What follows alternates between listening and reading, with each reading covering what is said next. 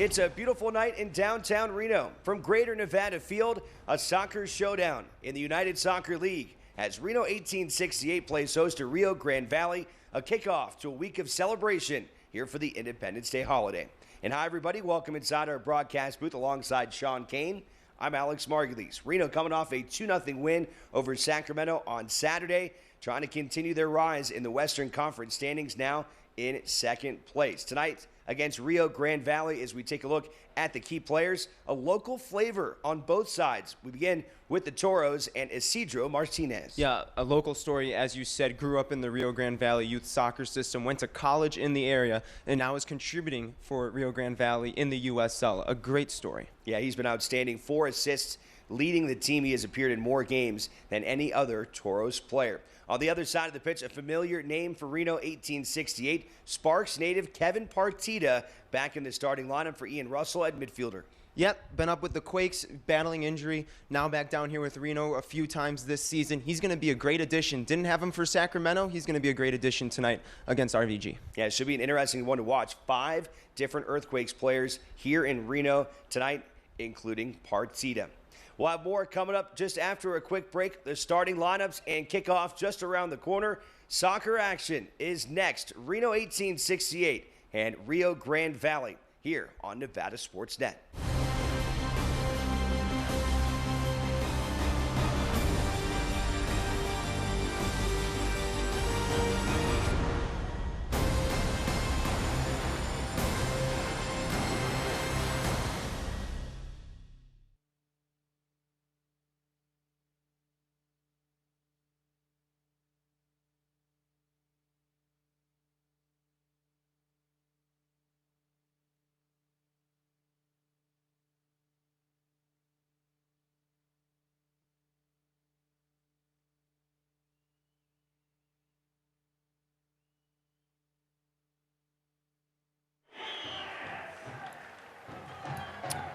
Mic check, 1, 2, 3, 4, 5. Check, check, check, check, check, check, check.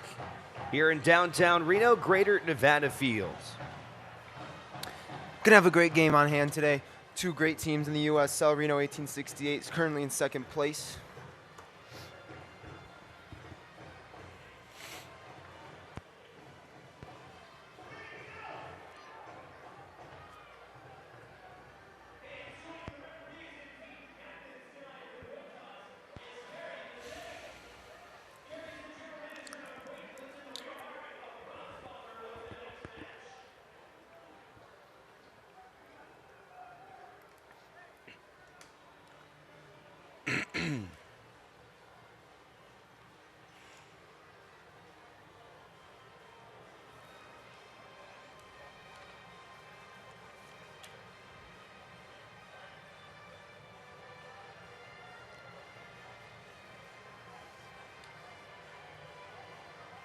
Of course, the one guy that actually has a hard name to pronounce, Lemoyne, I'm guessing, is...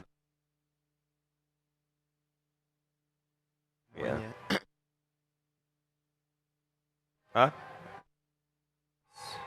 And you want to say it's Jacob Akin...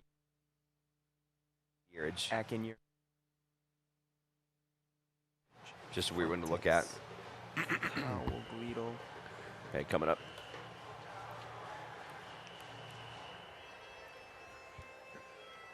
All right, just about set for kickoff here tonight as Reno comes in having won 3 of their last 4. Now 8 wins, 4 losses, and 5 draws, 29 points.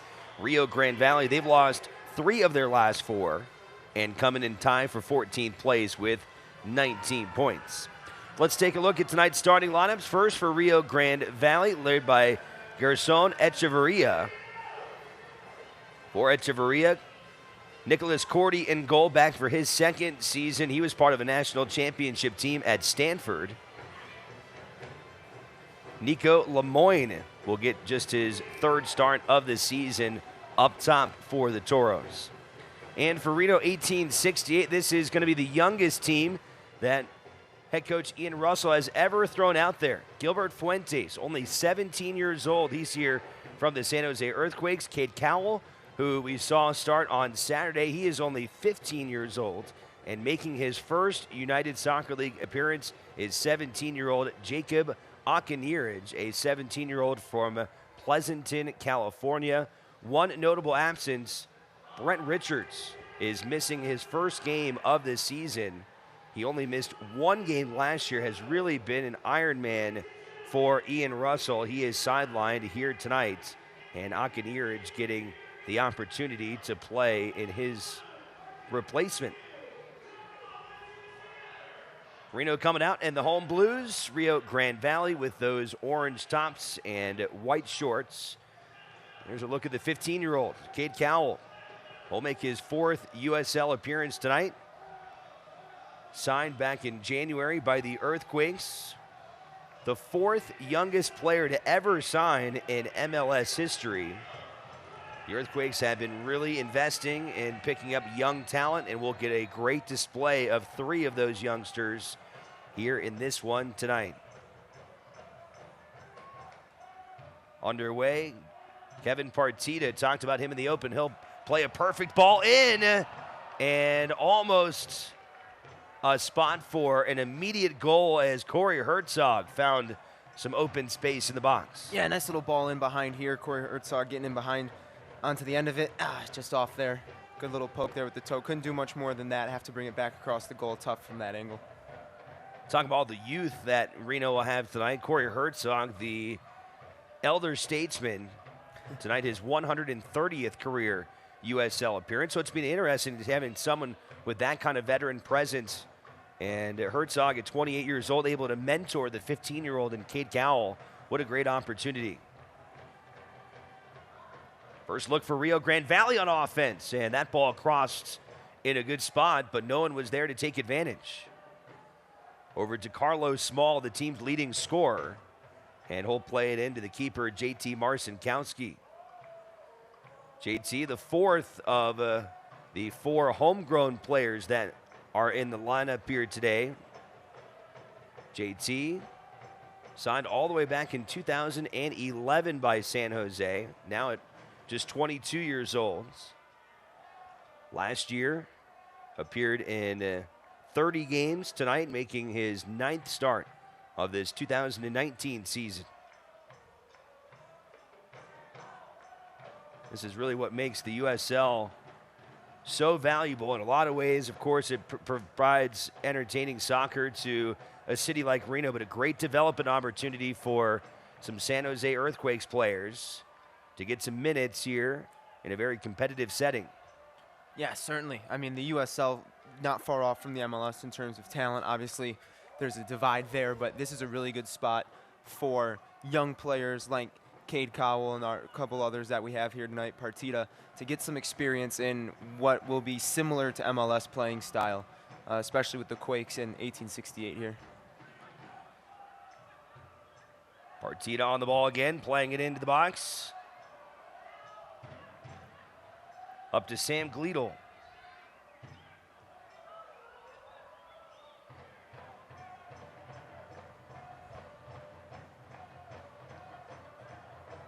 Zach Carroll back in the lineup tonight. He was held out Saturday, missing his first action of the season. Back there at center back for Reno 1868 and wearing the captain's armband.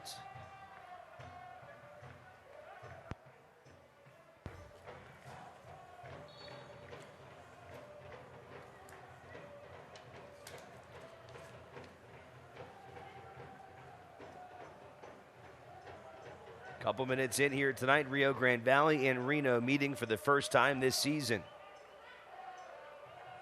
These two will see each other again in a couple of weeks. August the 3rd, Reno will travel to Rio Grande Valley, which is in Texas. Into Carroll, and the Toros are forced to clear. I think we're starting to see what Ian Russell wants to do early here, is just balls over the top and test that back line of Rio Grande Valley. See if there's any struggle with dealing with balls over the top and behind from the center backs.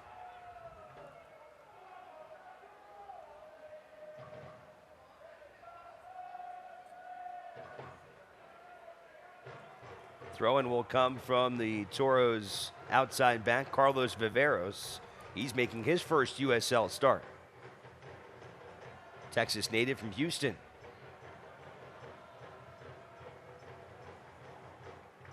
Carroll decides to send it back to JT Marcinkowski, coming off of his first clean sheet of the season Saturday. Reno, a big rivalry win in the Donner Pass Derby.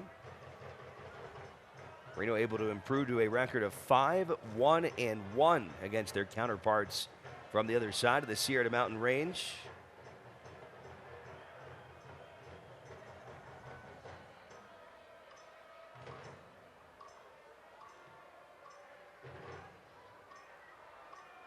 Cleared out that time by the Toros keeper Nicholas Cordy.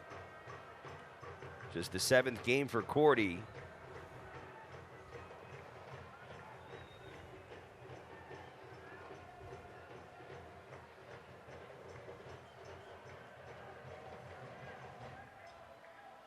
Understandably, a little bit of a kind of a testing out period, I think, for both teams. And for Reno, frankly, you're talking about 3 guys that are in the starting lineup tonight that certainly have had some time with the 1868 players, but not extensively, not compared to the guys that they're replacing, certainly. And I think there's going to be some necessary time to kind of figure out how things are going to gel here tonight. Yeah, certainly. I mean, there's 4 guys that weren't in the starting lineup against Sacramento Republic FC.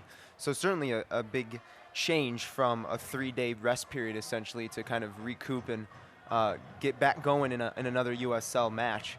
So certainly expect to see some kind of feeling out period, as you say. But what helps is the way Ian Russell plays is that high pressing 4-4-2, which allows for those forwards in the upper 6 to not really need to worry about keeping the ball and possessing, but more of getting the ball in the front third and going to goal.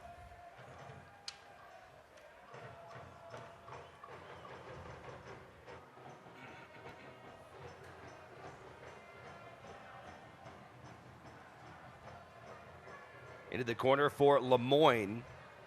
Trying to work around Lacroix, plays it into the box, and Carroll will head it out. And now it'll touch the hand of Kyle Adams. Reno quickly puts it back into play.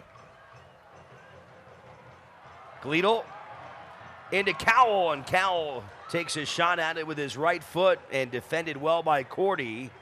But a nice opportunity there for the 15-year-old Cade Cowell after a pass from Sam Gleedle. Yeah, you see Gleedle just driving at that back line, and Cowell makes a really good run across it to try and get in behind. Still testing the center back. That's Kyle Adams, Connor Donovan back there for RGVFC, trying to see if they can be put under pressure and make some mistakes early. Well done from Cowell there, but as I like to say, block shots win games, Alex, and that's what RGV did there. Here's Seth Gasippli. Leads the USL with 62 chances created. Swings that one into the box. It ends up at the feet of Partita. All the way back to Lacroix. Trying to find Clementa and intercepted by the Toros. Adams' run broken up there by Lacroix. And a throw-in coming now for Rio Grande Valley.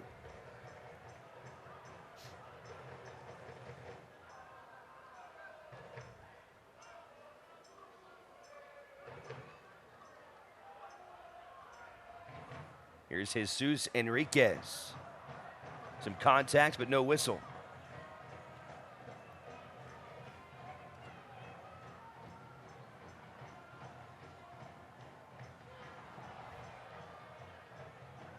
Head referee tonight is Mark Allerton, assisted by Eric Wood, Conrado Garcia, and our 4th official, Robert Vinci. 8 minutes down here tonight, no score, 0-0. In a Western Conference showdown between Reno and Rio Grande Valley. Reno's had some good success against this team in their history, winning a couple of matches here at Greater Nevada Fields. Overall, Reno with 2 wins, a loss, and a draw against Rio Grande Valley in 4 all-time matches.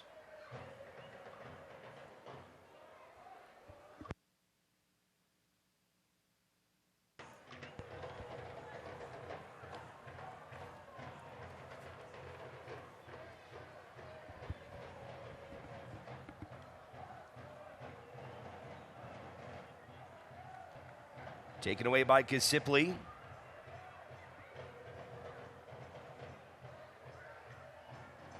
Into the box, and Cordy has to leap up and grab it.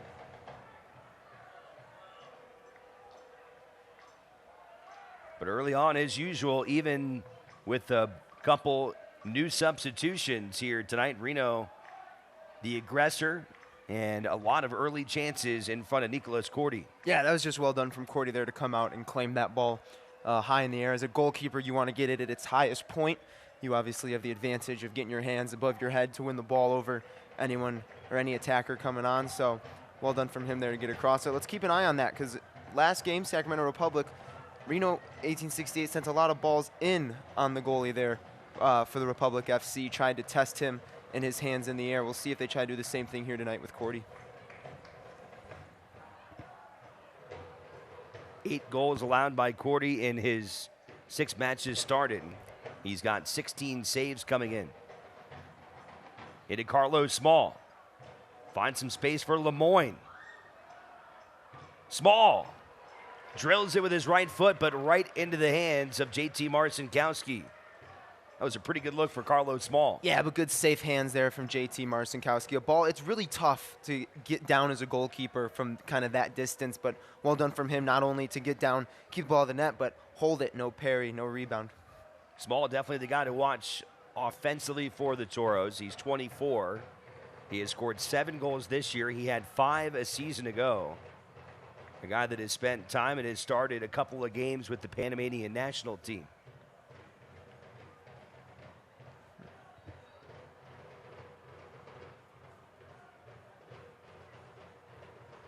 Whistle goes against Reno this time as Jesus Enriquez was knocked over.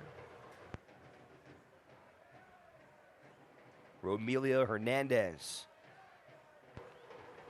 trying to go to the corner and finding Lemoyne, but too much. Yeah, we're seeing Lemoyne kind of pull himself wide out to kind of where Duke Lacroix has to handle him, as opposed to being in the center there. The sheet that we were given from the coaching staff of Rio Grande Valley says that they're kind of playing on top of each other up top there in Lemoyne and Small. But it seems as though Lemoyne is pulling himself more wide, and you're getting number 11 in there on your screen, Jesus Enriquez up top.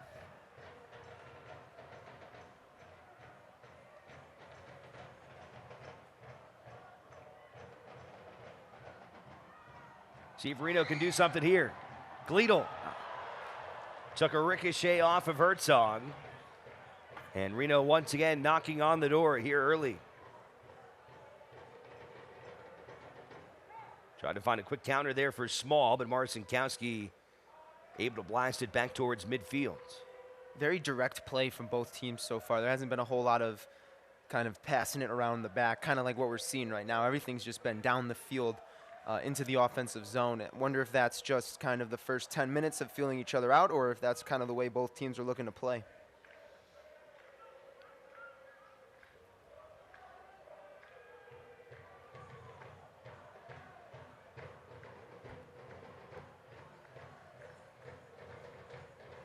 Jacob Akinurage will throw it in for Reno. At the time he signed a couple of years ago, he was the youngest to ever sign with the San Jose Earthquakes. He was then surpassed by Gilbert Fuentes. But again, this is a franchise that is really trying to go young, and maybe some players that are a few years away, but getting them some great development time here today. Fuentes almost had a goal. Gilbert Fuentes pulled it just wide of the net. Yeah, you see, just no one steps here to him. He wins that ball originally, coming late across number 8 there, Romelio Hernandez, but not in time, and just pulls it across his body and wide of the goal. Fuentes from Tracy, California. Made 4 appearances with Reno last year as a 16-year-old. Actually played this year for San Jose. Got 2 minutes just a couple weeks ago, back on the 26th of June against Houston.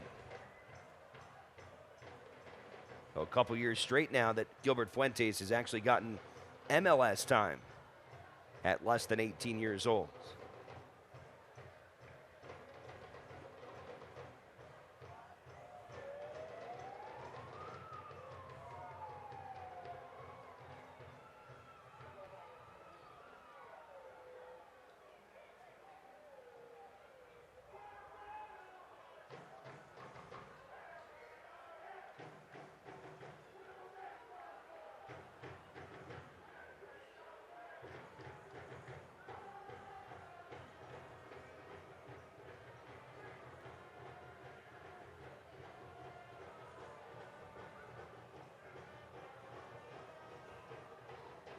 Carroll trying to chase it down. And nice job there to win that ball away from Andrew Samuels. Earns a throw in for Reno as it goes to Cade Carroll. And a whistle goes against Reno. Get updates and alerts all year long by following your club on ESPN.com. Search for Reno 1868, then click the follow button to keep up with the latest news and scores, plus get reminders on Reno's next match. Go to ESPN.com now and click follow for your club. Alongside Sean Kane, Alex Margulies here into the 16th minute on this beautiful Wednesday afternoon. Start of the holiday festivities. First of 4 consecutive nights of fireworks here downtown. Reno Aces are back here tomorrow. Should be an awesome 4th of July at the ballpark. And then fireworks as well for the 5th and the 6th of July. Certainly a good start here at Greater Nevada Field. A lot of fans. Great crowd. Out in attendance tonight. I heard rumors of 4,000. I think we might even push a little bit more tonight. One of the best crowds I think we've seen this year. Look at Ian Russell. 41 wins as the head coach of Reno 1868. He's led them to 2 consecutive playoff berths and a team that appears poised for a 3rd.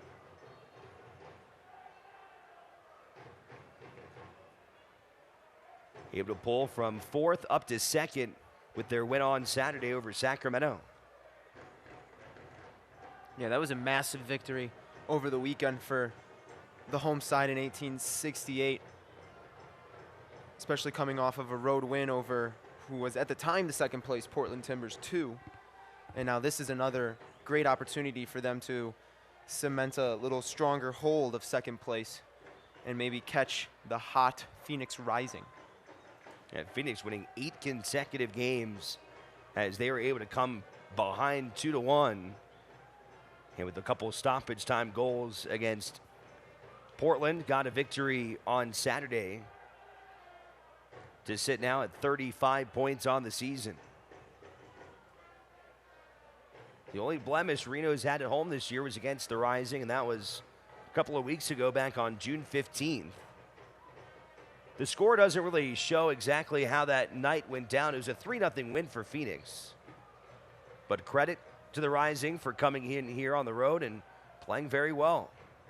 Yeah, I think you're right. Reno had their opportunities, but certainly Rising finished their opportunities, which is where you see the score being 3-0. But you're certainly correct in saying that 3-0 score didn't reflect just how close of a game it was. 1868 certainly had their opportunities and actually was very threatening throughout most of that game.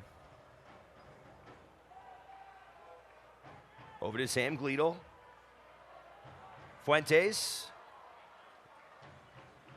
And it looks like it was last touched by the Toros, and a corner kick coming up. Nice little build up there from 1868, an opportunity in the box. Just you wish Fuentes could have brought that one back a little bit sooner, or maybe put it across the face of the goal on the ground hard for someone to get a touch on.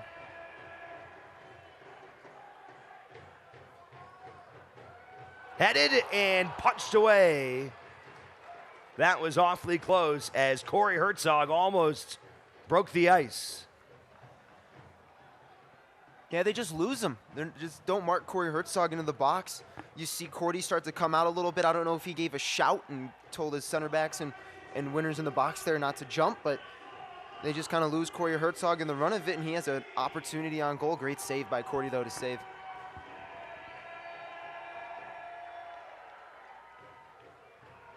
Simply from the other side, and headed this time by Emra Clementa. Another free header, and it's because Rio Grande Valley is playing in a zonal defensive shape when they defend their corners. So you're not actually man-marking anyone. You're letting people run into your space, and then it's just up to you to win the ball in the air. And sometimes, you know, it's a coach's decision. It's a player preference on how you want to handle it. But there are certainly positive and negatives to both sides. Throw-in will come now from Viveros.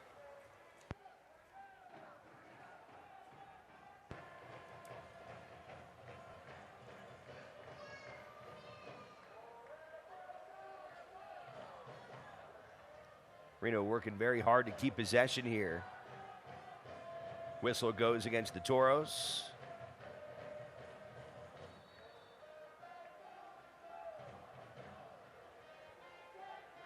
A little frustration there for Reno as Zach and Urich will step over the ball.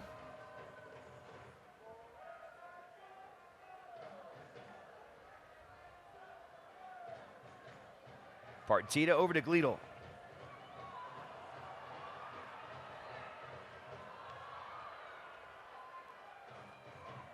Collected by Kisipli.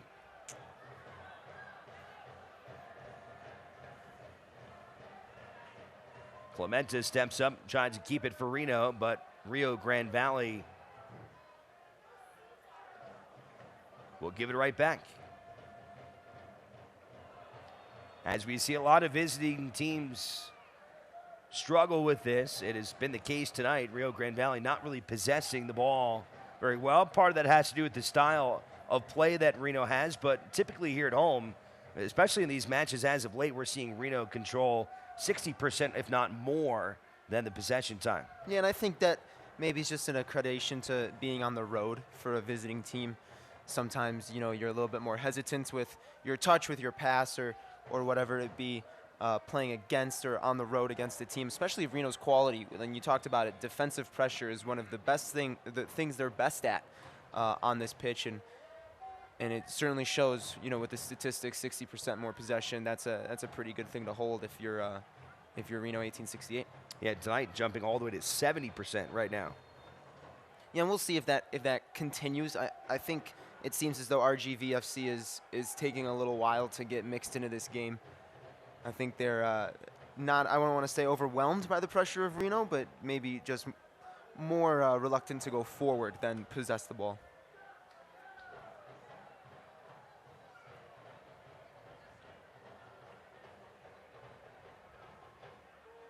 See the ref there just telling Ramilo that that's his second or third foul in the span of 5 minutes. Next one probably will be a yellow card from him.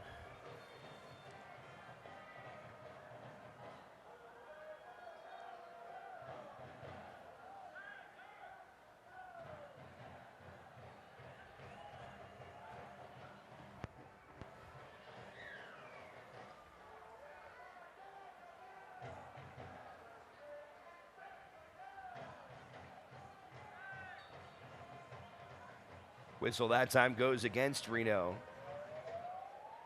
as we move into the 23rd minute. A little different look there in the hair for Corey Herzog.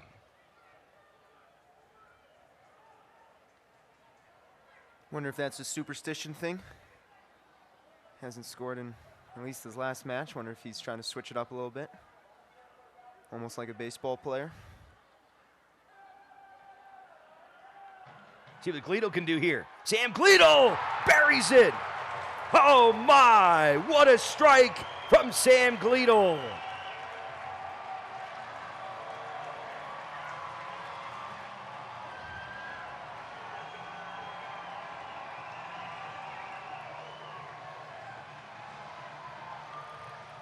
One nothing, Reno 1868.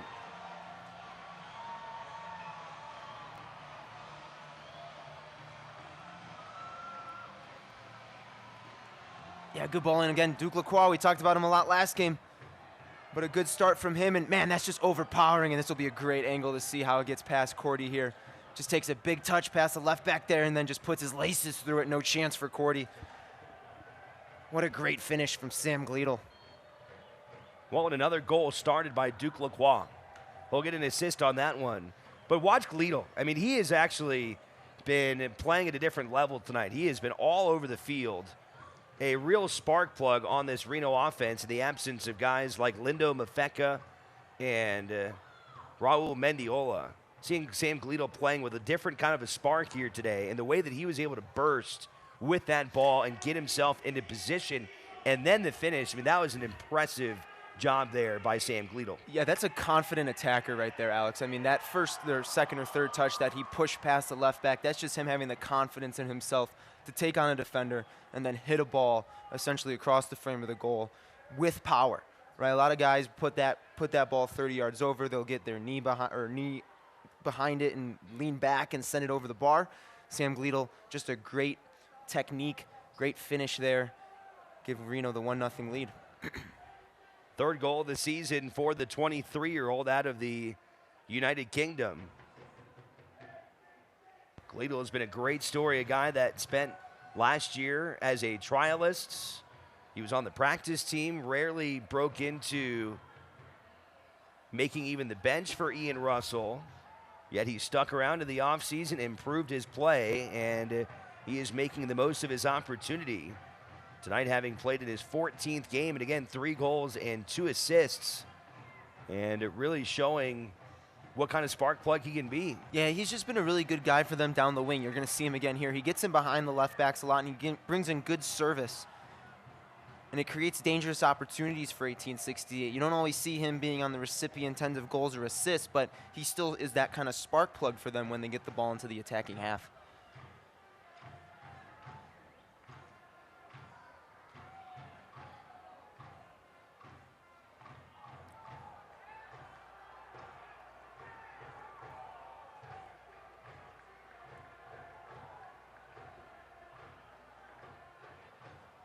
You know, I said this before about Sam Gleadle, but he reminds me of one of his old college teammates, Chris Weehan, who starred here with Reno 1868, was a mainstay over their first couple of seasons. Eventually got promoted to San Jose, got a contract with the Quakes, now playing back in his college home of New Mexico with the upstart United. But Sam Gleadle and Chris Weehan, pretty similar players, and those are 2 guys that really can get things going. Yeah, I think it fits into Ian Russell's kind of game plan when he comes out. You know, wingers that you want to just attack, chase the ball down all over the pitch. He's he's a hustler, works very hard off the ball, on the ball, and that's just, you mentioned that he is similar to Weehan. That's just because I think he fits into Ian Russell's system, and that's the kind of guy that Ian Russell's looking for eventually and move up to the Quakes as well. Here's Seth Kisipley, who had a goal on a set piece 2 matches ago in Portland. It was the game winner for Reno in a 2-1 victory. This is a really good distance for Kisipley. It's not easy, but there's certainly some room to get up and over the wall here. Solid strength there from Kisipley. It goes off the very top of the wall. And now a corner kick. Yeah, just trying to get up and over that second leftmost person in the wall, trying to bend it into the bottom corner. Looked like Cordy might have had it covered, but still a corner nonetheless.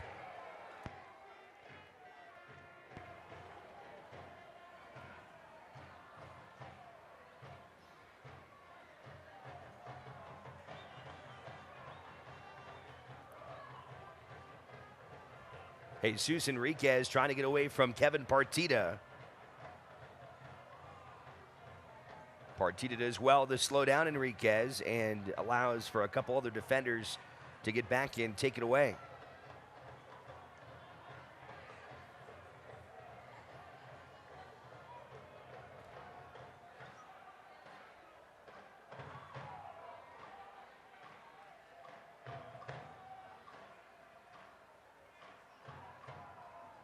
Trying to find some space there for Carlos Small, and it goes out.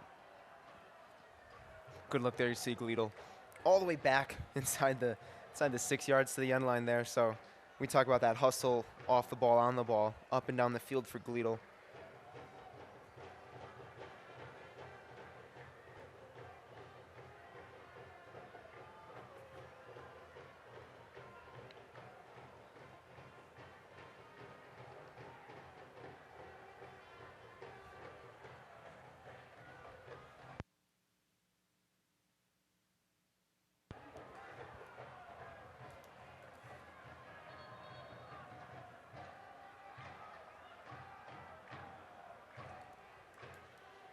Duke Lacroix on the throw-in, gives it to Clementa. Kate Cowell putting some pressure. And that will earn Reno possession.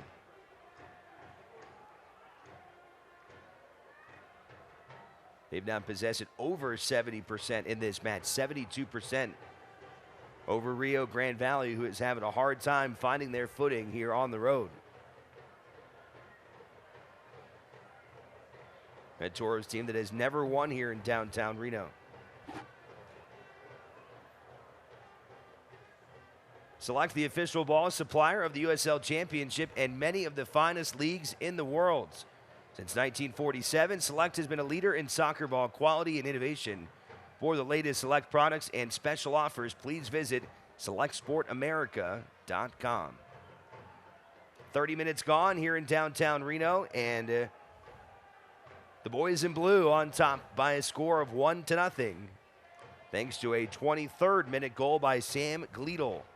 Yeah, I think if you're Ian Russell in 1868, you're pleased with the first 30 minutes. Obviously, always nice to get a goal and get on top early. I think on the other side, you know, if you're Rio Grande Valley, you want to have a little bit more of a footprint in the game. There hasn't been much action over the half line so far for the Toros. They haven't really gotten themselves into the mix yet in the attacking third. We're going to see them do it here now, hopefully. But I think you want to see more of that if you're the manager there for RGVFC.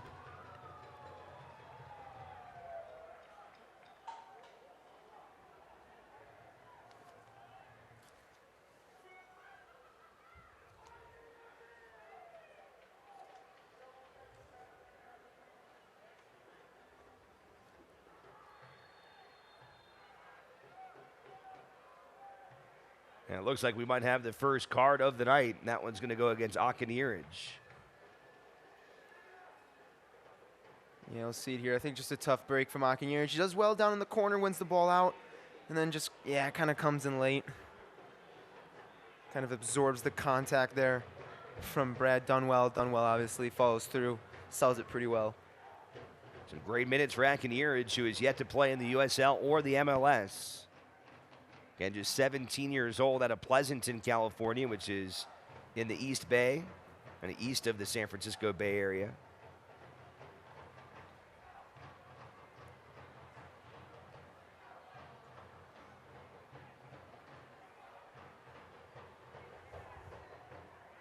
Camilio Monroy, young player for this Toros club. He's only 20. Right foot.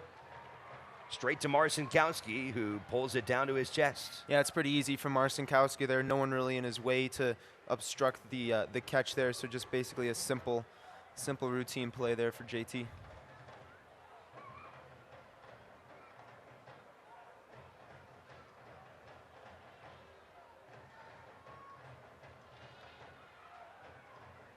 Zach Carroll, the captain, surveys the defense.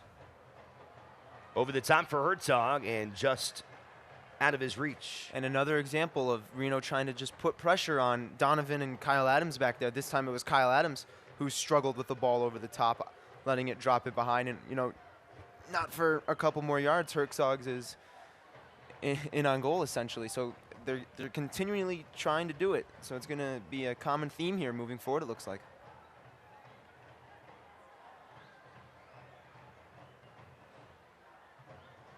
And here we see the 1868 high pressure force him into a long ball and a turnover.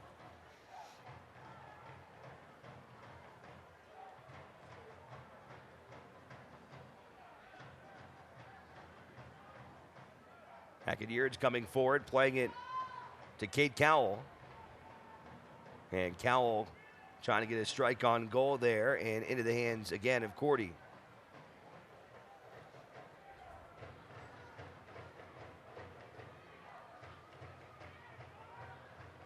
Cordy, as I mentioned earlier, played his college soccer at Stanford, where he was a national champion in 2017, but actually grew up in the south of France.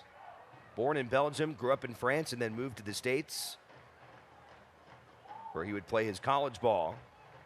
Now in his second season with Rio Grande Valley, which is an affiliate of the Houston Dynamo.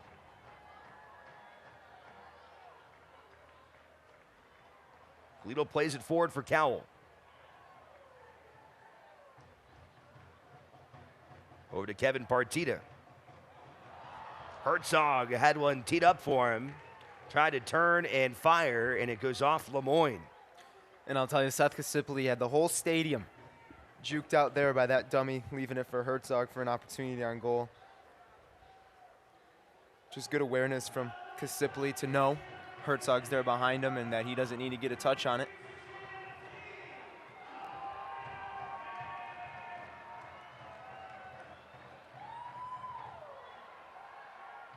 Popped off the head of Connor Donovan. And Kasipli will go to the other side. Now we'll go right back at it. Yeah, and so now we get a good look here of kind of what RGVFC does in their corner defense. They sit 3 or 4, or 2, I should say, along that 6-yard box. Just go and win the ball. That's those 2 guys' jobs there. Everyone else is man marking, trying to throw off the 1868 attackers, because it is really difficult to head the ball into the back of the net when you have someone jumping with you. The other 2 you saw that were standing inside the 6 alone, their job is to win the ball out high and wide.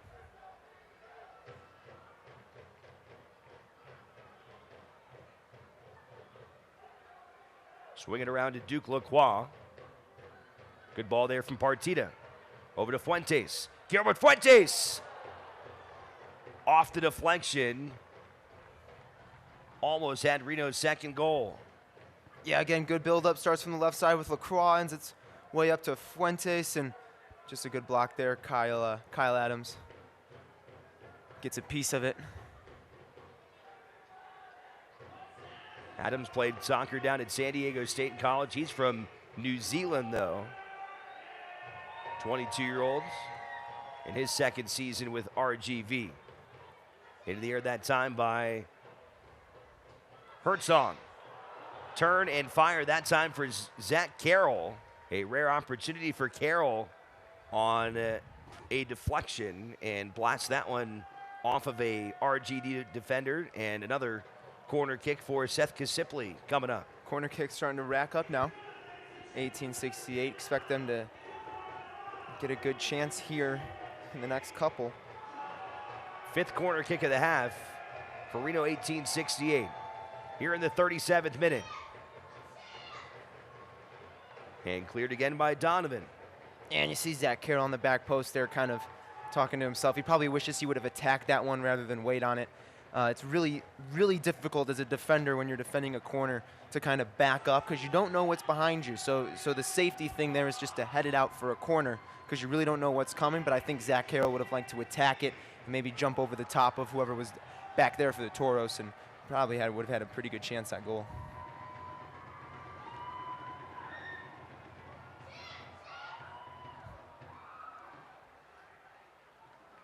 RGV escapes another corner kick.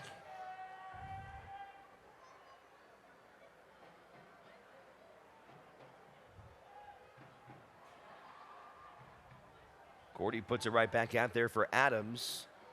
And Reno once again a takeaway near midfield. They have owned the midfield of this game. RGV, though, breaking through with 4 numbers. Not much going, though, as Reno once again relentless in their pursuit.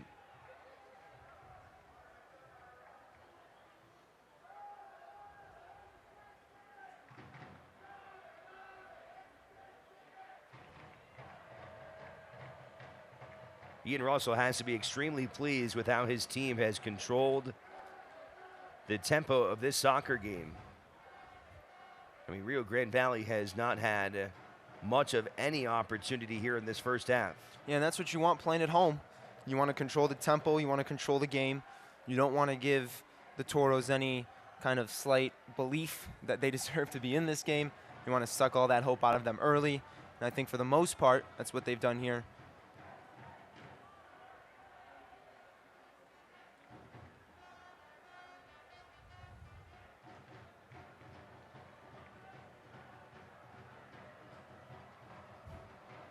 Well, to be doing it with 2 17-year-olds and a 15-year-old adds to the impressiveness of how Reno is playing tonight. Yeah, certainly. I mean, the youth is certainly a major factor when it comes to decision-making and such, but I think also in the way that Reno plays, it helps to be kind of a 17, 15-year-old fighting for an MLS spot because you're just out there working your butt off at that point. You know, you'll chase down it. We've seen Cade Carroll will do it a couple times, just chase balls down into the corner that most would have no business going after. But that's just kind of his hunger, his ambition. You know, he wants to get to the next level. He's got a lot to prove where he is right now. And I think that really plays well into 1868's strategy and what you're seeing here tonight. Well, I think that's the strategy and the style that's kind of demanded by Ian Russell. Yes. Oh, certainly. And we talked about it with Gleedle. We talk about it, you know, with Corey Herzog, Seth Kasipley, even Duke Lacroix up and down the field. You know, these guys, they are bought into this system, Ian Russell's system, and the system is run all over the place, chase the ball down, get it back before they can get into the attacking half, because then you have a short field and you're going to goal right away. And we see it again. I think every single time the Toros have had the ball in the back, it's been a long ball up to the two center backs for 1868, and there hasn't been much pressure there from the front six of the Toros to even keep possession, much less get the ball out of their half. And yeah, we see it again. Kasipley comes and steals it away. And I think there's a really good example of when to just relax on the ball. You see that you got 8 Toros players behind the ball when it's turned over. A lot of times we'll see Corey Herzog and them start making runs forward. That time the whole team understood, listen, they've got 8 guys behind the ball. This is our time to put our foot on it, keep it, move it around, and find a good opportunity.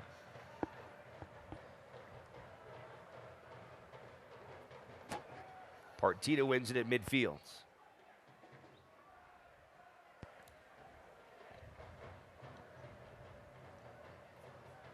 Here's Akinierich.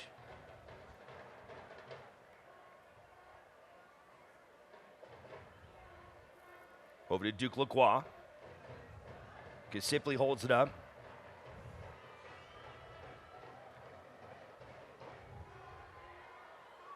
And last touch there by Samuels. And another corner coming up.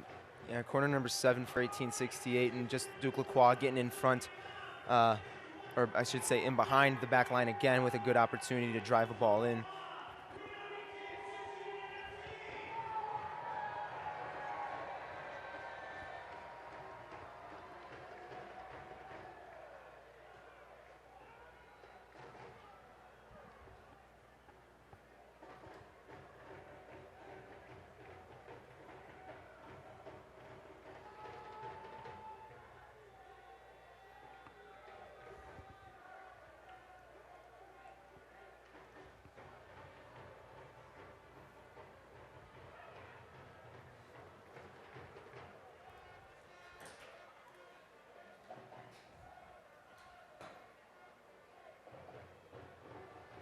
Couple minutes of regulation left.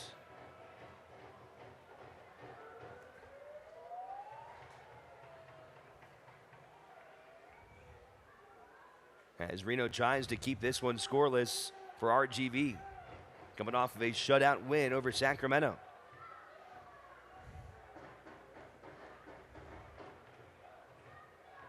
Here's Sam Gleedle. Had the game's only goal in the 23rd minute. Fuentes back to Gleedle.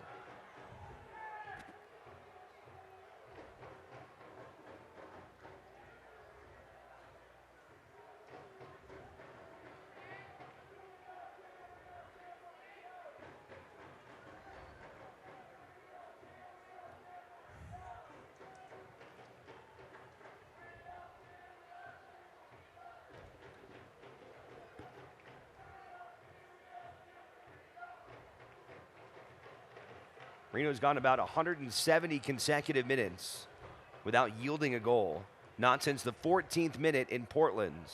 In that match against the Timbers, where Reno rallied with 2 goals in the second half for a 2-1 victory.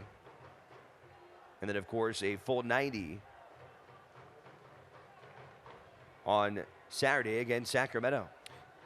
I think what's even more impressive there is that they've done it with a different back line every single game. Yep. Every single game. And take it from me, I played in the back line, and you really want that mesh and that gel with the rest of your defenders back there. And when you're always rotating them out, switching them in and out, it's tough to get that. It's tough to gain that trust. So I think that's even more of a testament to what they've been able to do the last 2.5 games. Well, and just defensive side, and they've had this success recently as well without Brian Brown. Oh, certainly. I mean, yeah, offensively, you talked about it. You know, Gleedle stepped up. Corey Herzog has been on fire lately, And we've seen it from other guys as well as like Musanovsky, Mendiola, who had a goal last game, and even from our back line, Duke Lacroix getting into the attack. Brent Richards we see up there. He's obviously not here today, but you've seen it in recent games of them getting into the attack. It's been a real team effort without Brian Brown. Good ball there for Gleedle. And he delivers again. 2-0. Reno 1868. A brace for Sam Gleedle.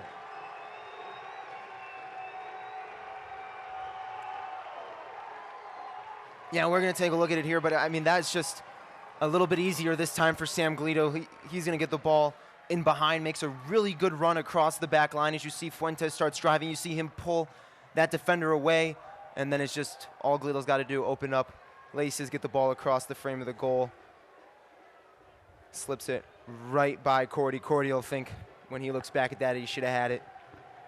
That's a 17-year-old, Gilbert Fuentes, playing a perfect ball for Sam Gleedle, who has had a career half here tonight as Reno jumps out to a 2-0 advantage.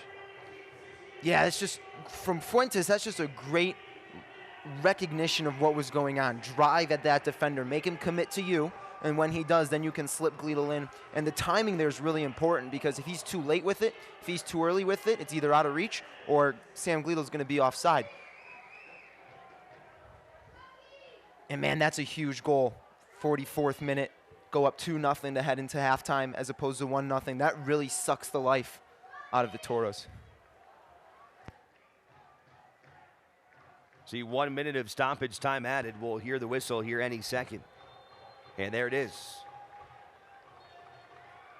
As dominant of a half as you will see for Reno 1868 as they put up a 2-spot on Rio Grande Valley. As the boys in blue try to go for 3 consecutive victories and continue their rapid rise up at the top of the Western Conference standings. Goals by Sam Gleedle in the 23rd minute, and a second goal by Sam Gleedle into the 45th minute, assisted by Duke Lacroix and Gilbert Fuentes. I mean, we've seen a lot of soccer here these last couple years. A lot of impressive displays by Reno. But certainly, this has been one of the top first halves we've seen in a long time. All right, let's go down on the field. Our sideline reporter, Julian Delgadio, has head coach Ian Russell. Coach, you have that 2 goal going into halftime. Just your thoughts on that first half. I thought it was a good half. We defended well. We attacked well. A lot of chances, a lot of corner kicks. We can't change anything. We got to keep moving the ball quickly. Sam Gleedle's been doing well wide. So just continue to attack. Yeah, career performance for Sam, 2 goals in the first half. You also have some new faces in this starting 11, and it seems like they're just blending really well in your system. You know, we're playing 3 teenagers, 15-year-old and 2 17-year-olds, and they've all done well. So, it's, you know, the future's bright for the club and the Earthquakes. Best of luck in the second half. Thanks, Coach. All right, you heard it. The future is bright for the future of this club and beyond, whether that's the San Jose Earthquakes or whether some of these young kids maybe eventually get a chance to play even higher with the U.S. men's national team. Very young. Who knows? We'll see. Tonight, these kids are not looking like teenagers out on the field playing with grown men as Reno has jumped out with a 2-0 advantage. We'll take a quick break, come back, and take a look around the league, give you a little analysis of the first half, and check out the highlights as Reno goes in the locker room ahead of Rio Grande Valley 2-0.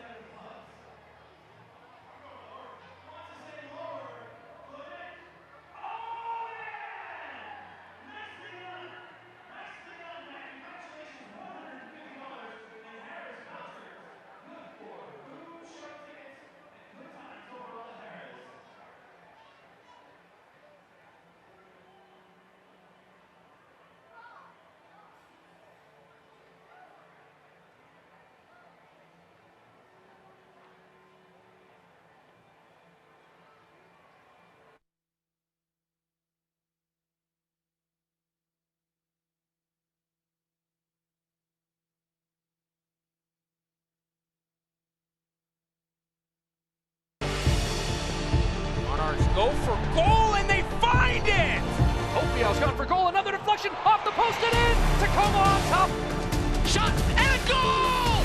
What a beauty! Justin Dillon moving up the middle. He's going to push that ball wide toward Gonzalez. Gonzalez, a first touch cross back inside for Dillon and a goal!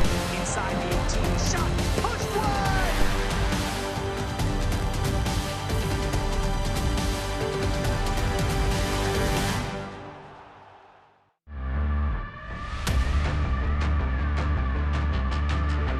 Loose in front, it's Freider! What a hit! He plays it into the box, headed down, and my Freider! To Kiesewetter, in for the goal! Nice cross, Kiesewetter, is in! Asante, outside the box, Asante, goal! It's Rios! It's a great cross!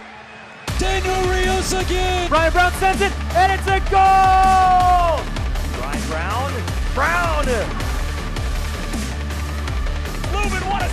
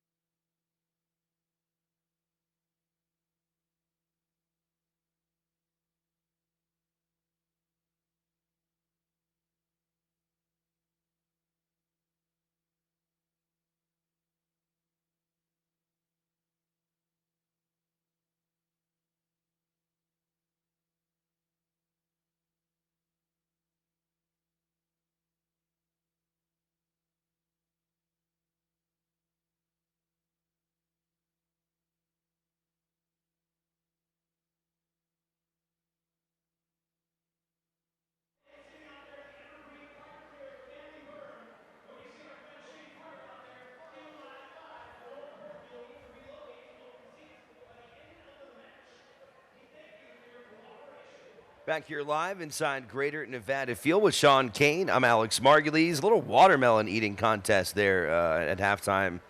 I'm not sure I even want to show you the video. It was pretty intense. There was a lightsaber dog contest during Star Wars night. It was like these giant, like 20-inch hot dogs are there challenging. That was all right. We'll show you it anyways. Yeah. The watermelon, that's tough. Struggling. Do you think you would do well in a watermelon eat? No? Absolutely not. You know, I think I'd do okay on a hot dog. I'm not willing to, like, do the bun dunk in the water thing or anything like that, but... just do them, just the hot dogs. I've never fancied a watermelon eating contest, but there it was, and the challengers leaving I don't know, not satisfied with some watermelon in them, I guess. Let's take a look at what else is happening around the league in the USL. On Independence Day, 7 matchups featured on Independence Day. Tonight, in addition to our game, we've got a matchup between Fresno and Sacramento. One to keep an eye out on. Fresno right now just a point back of Reno 1860. That match is 0-0 into the 24th minute. For the top teams in the Western Conference will play between tonight and tomorrow. Team of the week, Reno with 2 players landing on the squad. JT Marcinkowski with his first clean sheet of the season, and Seth Sipley, who had the game-winning goal against Portland back on June 26. Congratulations to both of those guys making the USL Team of the Week. And coming up, Reno 1868, they'll have a little bit of a layoff, a bye week next week, and then this one should be juicy. Reno's going to take on the OKC Energy. Not only did OKC knock Reno 1868 out of the playoffs in 2017, but if you remember, earlier this year, Reno had a 3-0 lead at home against OKC and had that lead surrendered in a match that turned out to be 3-3. So I think Reno, suffice to say, has got some motivation as they will head on the road to play at OKC. The next 3 consecutive USL games will be away for Reno. Their next home match, 7/27, July 27th, against Colorado Springs. Let's take a look at the Western Conference standings. Reno making a strong climb. If they can hang on and get 3 points tonight, that would move them only 3 points back of Phoenix, who are idle this week. So Reno will have to play catch up a little bit longer. The Rising have been amazing. 8 consecutive wins, now 35 points, but Reno pulling themselves ahead in what is a very tightly packed Western Conference. I mean, look at that. Between number 10 and number 2, only 7-point difference. Even in the middle, El Paso, Portland, I mean, this thing is far from being wrapped up in terms of who the top 4 teams might be. So every single match, imperative, especially here at home, to take care of business and get as many points as possible. Yeah, and I think while Reno is chasing the Phoenix Rising, I think they'd be more focused on solidifying that second-place position and getting away from Fresno, Portland, El Paso, and as you go down the list, I think that's going to be their focus, is just keep getting points game after game, keep solidifying their place in the standings. All right, we'll take one more break, come back, show you the first half highlights, and kick it off. Second half action here in downtown Reno. Reno 1868 and Rio Grande Valley here on Nevada Sports Net.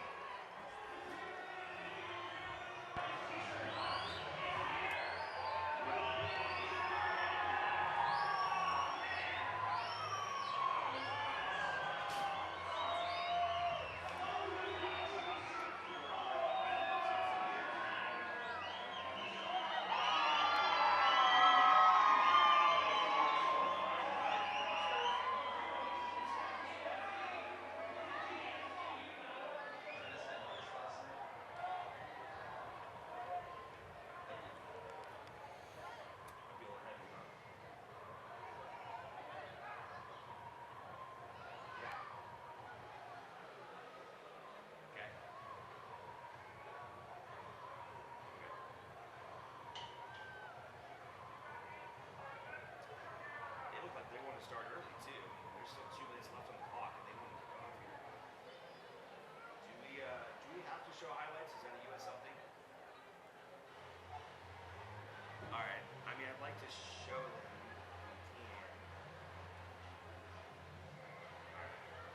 If we can, I'll tell you like 5 seconds before. Let's go straight to the highlights. All right, I'll make it real quick.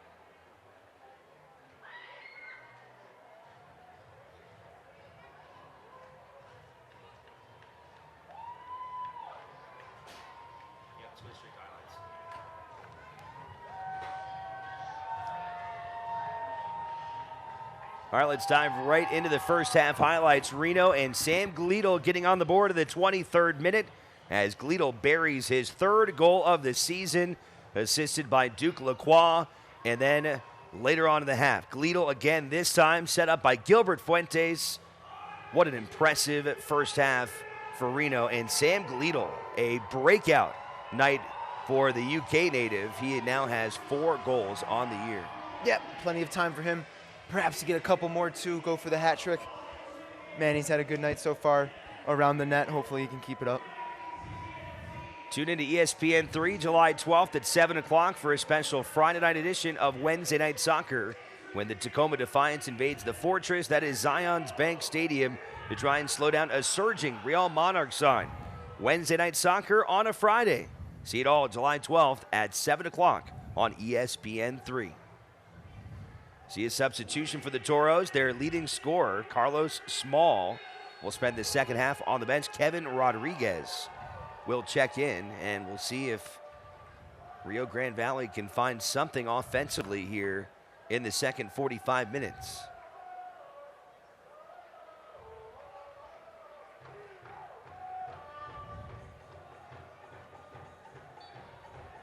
Looks like Reno with an early substitution as well. Sergio Rivas is in for Ian Russell. Rivas picking up a goal in Saturday's match against Sacramento.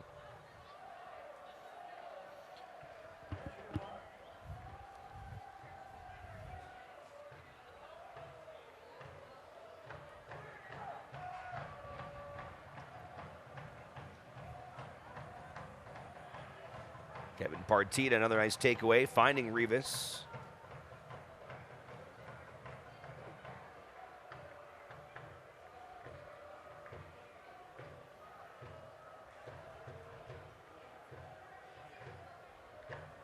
All the way back to Zach Carroll, who was sat out on Saturday, gave him a chance to rest.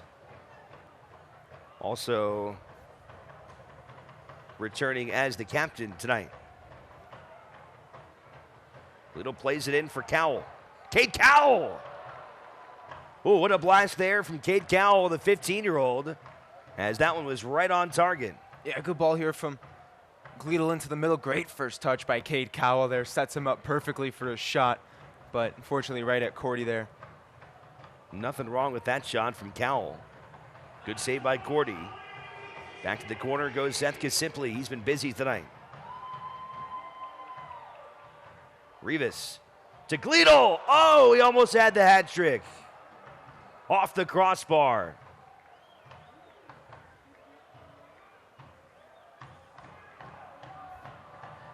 Lacroix sets up Rivas. Back to Gleedle. Another try.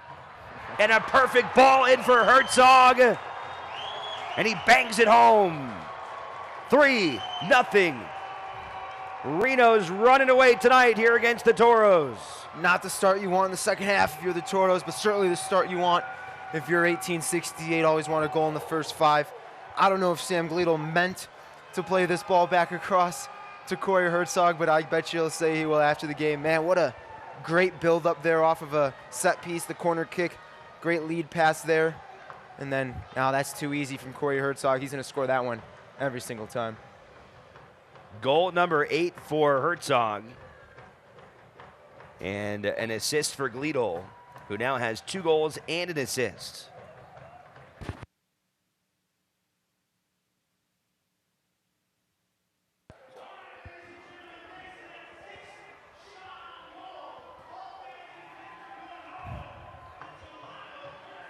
Back to Rivas. Plays it in for Herzog, and Donovan's able to cut him off. Man, Sergio Rivas making already his presence known into this game, obviously just getting on at halftime. Set up that ball for Gleedle a couple seconds ago, and then a half-decent dangerous ball in behind there looking for Herzog.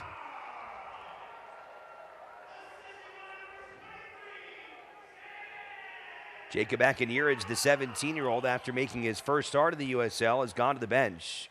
And it looks like Gleedle has slid back from midfield to right back, and Sergio Rivas jumping into the Reno midfield. But as we know, even as an outside back doesn't mean that Sam Gleedle is going to be out of the offense at all. Well, we haven't seen him out of the offense, obviously. That first little run from him, he's had 2 shots on goal as the right back. But that, again, that's a part of the way Ian Russell's team likes to play. They like to get their outside backs into the attack.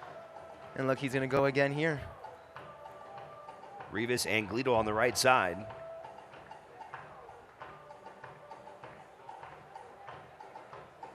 Oh, what a ball there to split 2 defenders. Hernandez comes sprinting in and will play it out for another Reno 1868 corner.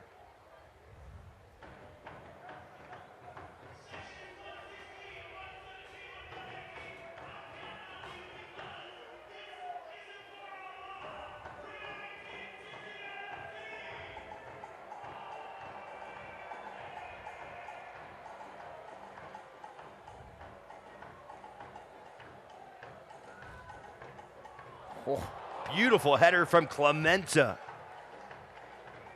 About as good as it gets. And that's what I was talking about in the first half, Alex. It's so difficult when you have to back up to win a ball in a corner to know what's behind you. That's Kyle Adams there. He's got no clue Clementa's coming. He jumps, Clementa just far above him. Oh, what a shot there from Carroll. 4-0. And the route is on here in downtown Reno. Quickly off the corner, they play it short. Good service in, and that's what happens when you're playing in a corner. You don't know who's going to be up there with an opportunity to score. That time it's Zach Carroll. You think he'd do it with his head, but that ball perfectly placed with the left foot past Cordy, side netting. How about Reno's center back? Zach Carroll getting in on the action. His first goal of the year and the 3rd of his Reno 1868 career. The smoke bombs are out, and Rio Grande Valley has no answer right now on both sides of the ball.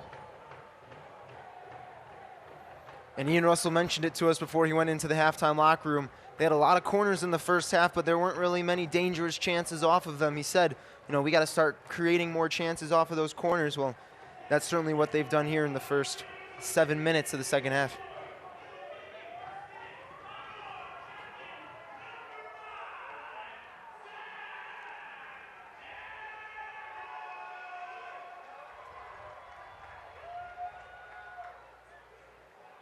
We've seen some very lopsided games over the history of time here at Greater Nevada Fields.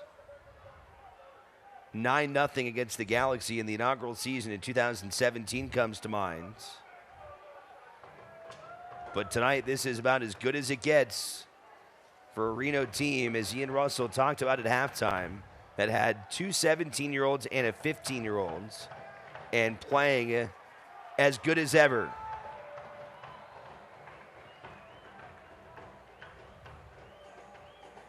Good ball that time by Carroll. He was trying to set up Herzog.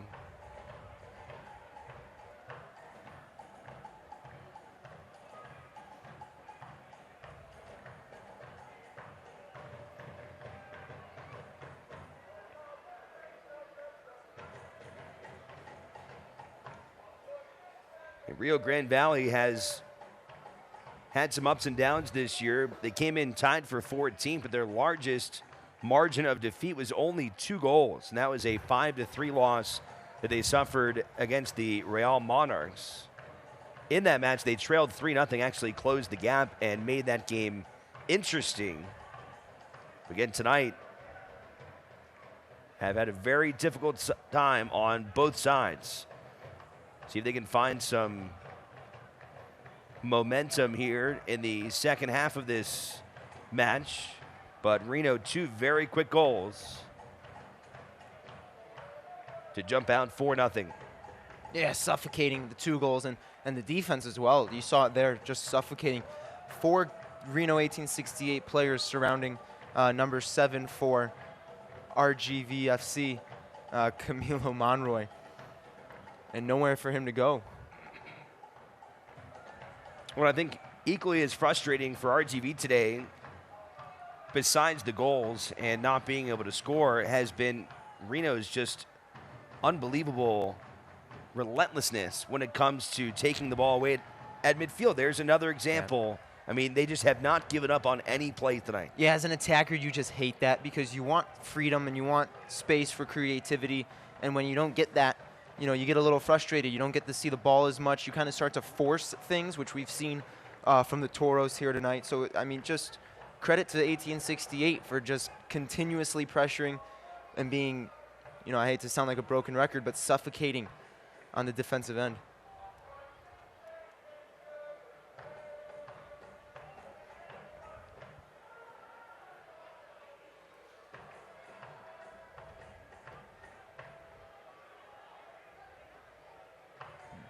By the way, Corey Herzog with 8 goals now in the year. That ties him with Brian Brown, who has been absent the last couple of weeks playing with his home country of Jamaica in the Gold Cup. A match that is back underway after a weather delay in the 43rd minute. The United States on top 1-0. Brown did not start tonight for the Reggae Boys. We'll keep you posted to see if he checks in.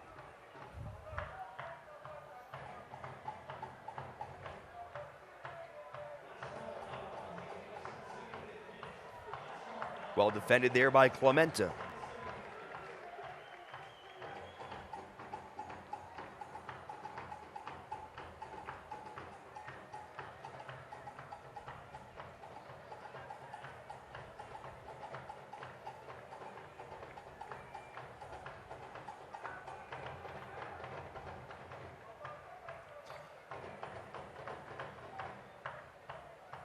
You look at their full zone marking from 1868, defending that corner there. 3 in Carroll.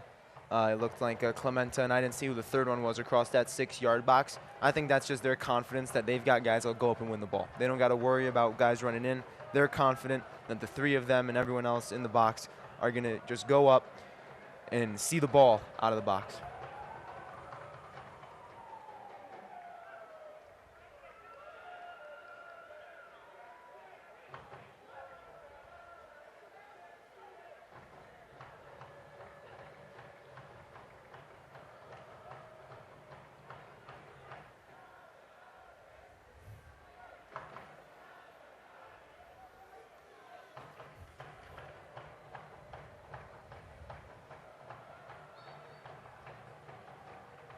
Contact that time from Lacroix, and he'll blow a whistle against Reno.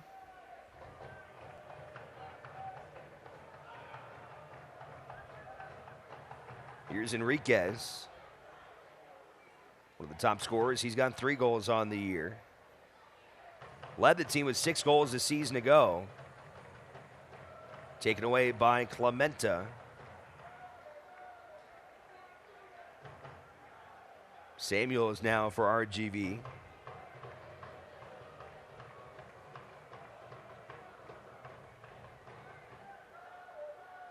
Over to Dunwell.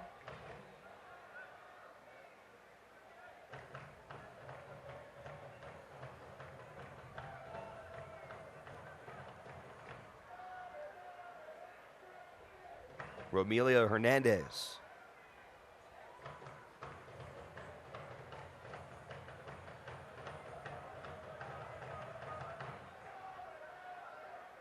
An extended possession for Rio Grande Valley, maybe the longest they've had tonight. By far, to be honest with you, Alex. See what they can do with it. But the problem is the possession hasn't been, until now, dangerous. It's just been... Nothing going there. So I don't even consider that dangerous, but at least it was an attacking touch forward there from the Toros player. But that build-up, and I understand that you want to keep possession. I get that. You know, they can't score if you don't have the ball, or if they don't have the ball. You know, all that you've heard growing up. But at the same time, I think one of the biggest things that you lack as a soccer player is the willingness to go forward and take risks trying to attack. You know, we can sit and play with the ball in the back all we want, but until someone's going to take a chance, a ball over the top, a driving run forward, you're not going to have any success.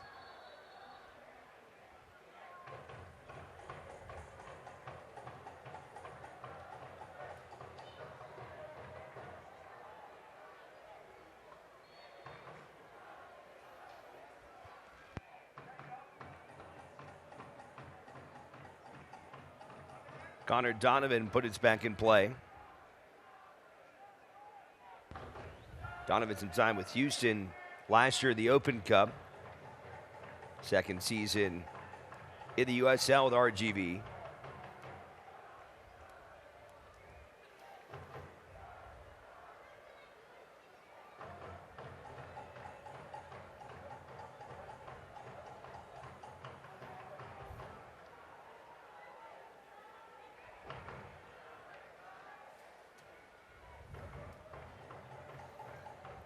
Here's Lemoyne. Defended by Lacroix, but he earns a corner. Yeah, well done there from Lacroix. I like to call that the neutralist play in soccer. Lemoyne will be happy that he gets a corner out of it. Lacroix will be happy he blocked the cross. Corner kick will come from Jesus Enriquez, who leads the team in chances created this year.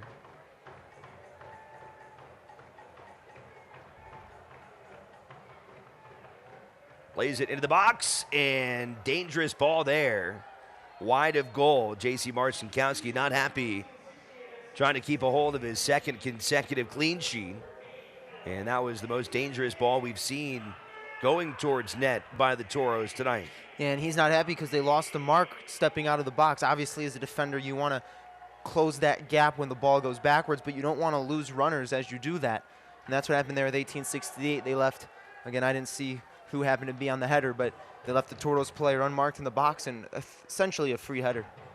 Another substitution for Reno. The 15-year-old Kate Cowell is out after another impressive performance, and Danny Mazovsky, the 22-year-old from Henderson, product of UNLV, his second season here with Reno, will come on to make his 11th appearance of the year. Now, it was interesting to see how long Ian Russell would keep Cade Cowell out there. We haven't seen him play a full 90 yet, but at the same time, he's also 15 years old. And you don't exactly expect a 15-year-old to be able to keep up for a full 90 at this point, and it's important not to get him hurt, especially at this stage in his career. You want him to be healthy and continually developing. Tell you what about these three teenagers. None of them look out of place physically. They don't. Physically, mentally, I mean, they are as much belong being out there as anybody on the pitch. And I get that at 17, and I don't want to take anything away from Fuentes and them for being older than Cade Cowell, but to me, it is so astonishing that a 15-year-old looks so much like a 22-year-old out here, or a 23-year-old. I mean, he keeps up with them. Physicality, his technique, his understanding of the game is far beyond his years, and just incredible to me. Yeah, we were talking to Ian Russell after the game on Saturday, and he said, wait till this kid's 18. I mean, he's going to really blow some people away. Oh, yeah, and and that's where you get into the fear of you don't want to overplay him, you don't want to hurt him, because a serious injury, whether it be 2 weeks or 4, 5, 6+ months, that hurts the development more than anything else. Obviously there's a mindset, but you don't want him away from the game for extended periods of time. You want him to be continually playing, continually enjoying the game so he doesn't get burnt out, and that's how you form him into a better soccer player, not overusing him now. Because listen, he's not winning you an MLS Cup this year, for sure. No doubt about that. So let's work him into the system. Let's develop him as a soccer player with best coaches in the world, right? Best coaches in the country. We're going to be working with him. It'll be a great opportunity for him, and I'm excited to see where he goes the next 3, 5, 10 years. Got to be a big confidence builder to come in here in USL play, get a goal his first match out there, and feel like he belongs. And it's a great side benefit of Brian Brown getting his opportunity with the Jamaican national team of getting guys like Cowell some minutes here with Reno 1868. Yeah, I think what you said earlier about them having the opportunity to come to Reno and play kind of in the farm system of the Quakes is really huge for their development as well, because players can get lost playing for the San Jose Quakes at that age, at that young age. They're not playing all the time. They might not have that confidence that you'll see from other players. Another chance here for Reno, and the Toros will clear. Well, this is an opportunity that didn't exist 10 years ago. Right, exactly. And, you see, I think a good point to look at is Freddy Adu. Freddy Adu, back when he was in he was signed at, I believe, 14 to DC United, and he started playing with them right away in their first team and in their reserves. And not that he necessarily got burnt out, but he kind of got lost in the shuffle, because you can't really play a 14-year-old against 23-plus-year-olds all the time. It's bad for their development. They have a potential to get hurt. So, you keep them out, you hold them out over players that maybe aren't as good as them, and then their confidence drops, and they start to lose all of that, swag, if you will, that they had when they were growing up, and it really hurts a player's development. Danny Mazovsky into the box as Isidro Martinez checks in. We talked about him during the open. He's the local from Brownsville, Texas. He has appeared in a team-high 17 games this season. Leads the club in minutes. Did not get the start tonight, but coming off the bench is Isidro Martinez. Wears jersey number 30.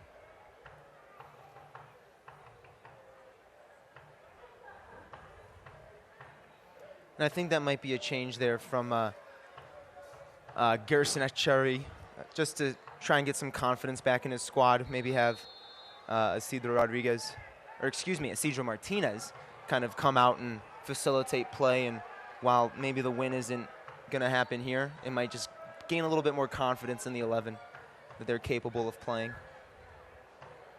Going to be a yellow card against Kevin Partita.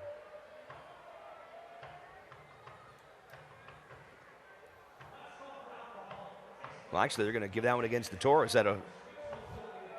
Yeah, what do you see there? Yeah, I just think that he saw the hand come up, kind of. He was protecting himself, but you really can't have that hand or elbow come up near the head area. We see it kind of in the FIFA World Cup a lot, or in the national teams. That's going to be a yellow, in my opinion, every single time, because they're trying to protect the head area. They don't want flailing elbows around. He'll be upset with it because he's just thinking he's protecting himself, trying to get forward. Good play there from Rivas to find Gleedle. Back to Rivas. because Sipley will track it down.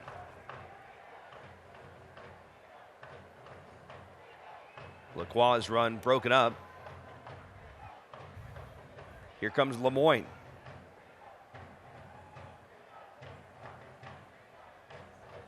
Into Rodriguez.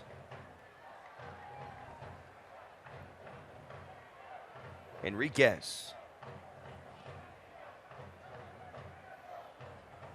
A lot of defenders are trying to get around it. Jesus Enriquez now with 3 blue shirts in front of him, and he gets it to fall off the shin of Corey Herzog.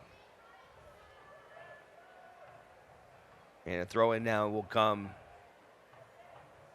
from Viveros.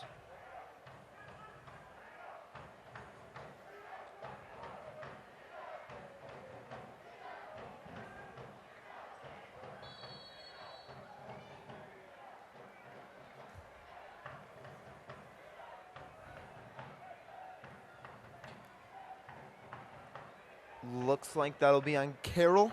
I think he just tried to win that ball off of the throw-in forward. Was a little bit late and clipped Toros player as he went by. I think that's kind of for Carroll there, and for you guys young ones watching at home, when that ball comes in there, you got a decision to make. If you think you can win it, by all means step through it and see the ball out. But if you don't, you got to just kind of hold your ground there, put a hand in the back. Obviously don't push, but just keep it firm there so they know you're there. Stand them up, either make them go backwards or you allow the double down from those in front of you. Headed by Hernandez, but into the side of the net. Fans, the USL unveiled its elite youth platform, USL Academy. This allows clubs at all levels across the USL to develop its local youth and compete at the highest level across the United States, including the USL Academy Cup. For more information, visit uslsoccer.com/academy. Into the 69th minute here tonight, Reno on top 4-0. A pair of second half goals, one by Herzog, one by Carroll. An assist for Gleadle, who has 2 goals and an assist tonight. For Sam Gleadle, he's the first player this year to have 2 goals and an assist in a game, and becomes the 4th Reno player to score 2 goals in a game, joining Corey Herzog, who did it twice, and Brian Brown. Some elite company there in 1868 history.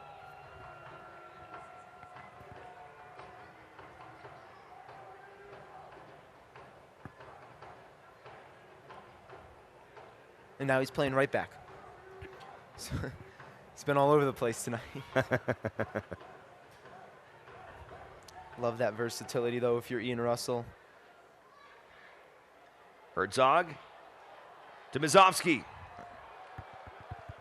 Not a bad try there from Danny, going with his left foot, and Cordy comes up with a save. Yeah, I think Corey Herzog there maybe takes that one himself. The Toros back line just kept dropping, not stepping to him. I think if he has a better chance to just kind of take that on his right foot and try and hit it back post. It's a tough angle there from Mazovsky, especially with the left foot going away from goal. You're not going to beat Cordy that often from that angle.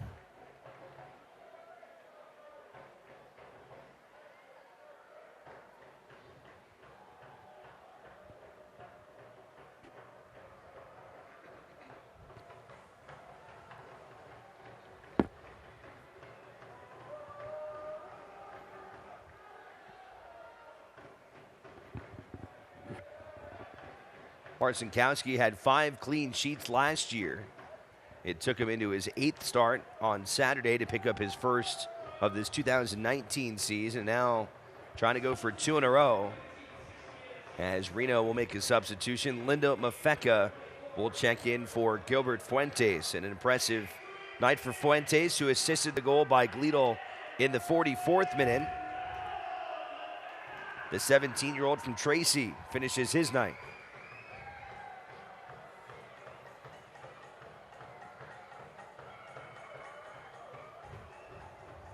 So a couple substitutions for Ian Russell, as Rivas Mazovsky and now Mafeka check in here in the second half.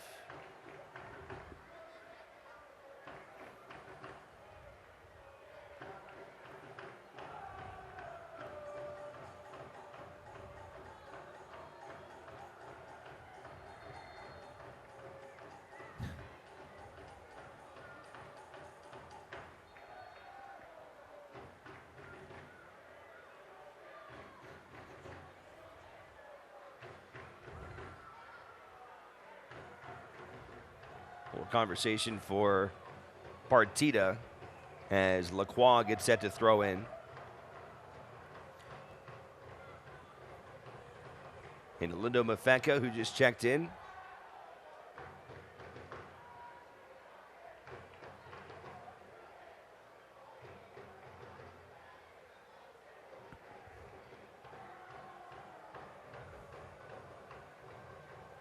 Nice job by Kisipli to hold on to the ball.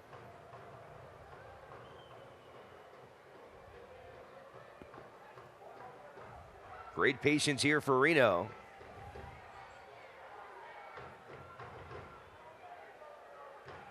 Content to pick and choose their opportunities ahead here 4-0.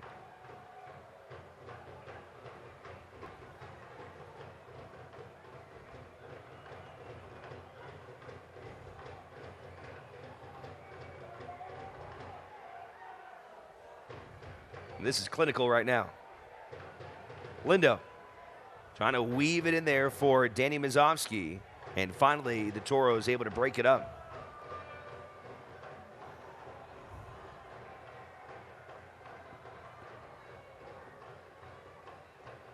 Takeaway by Mazovsky. 3 jerseys to beat. Danny trying to get around Donovan there. A little tug in the box, but a clean defended play there by Connor Donovan. Yeah, it's phenomenal there from Connor Donovan. It's really tough as a center back, especially in your own box, to have a forward just kind of push the ball past you. There's a lot of room to foul. I mean, and you're also facing the wrong way. You got to turn yourself around, get in between the attacker and the ball, and man, he just did a really good job there. Probably earned himself a foul, if we're being honest, but since he kept possession, referee was okay with letting it play on.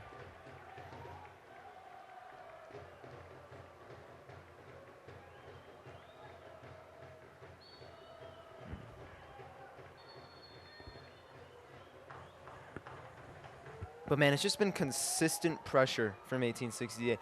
And not just one person running, like not just Corey Herzog running, not just Seth Kisipli tracking back. It's been 3 Reno players around a singular Toro player almost all night.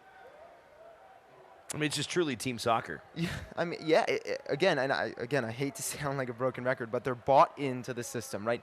You could have a lot of guys, half your team decides they want to run the ball down, the other half is content with just sitting there and watching, right? And that's where you struggle defensively and people start getting sucked out of position and goals start to happen. But if you've got all 10 on the field that are willing to run it down and kind of work together in a cover, balance, pressure scenario, man, you're gonna stop a lot of people. You're gonna frustrate a lot of attackers.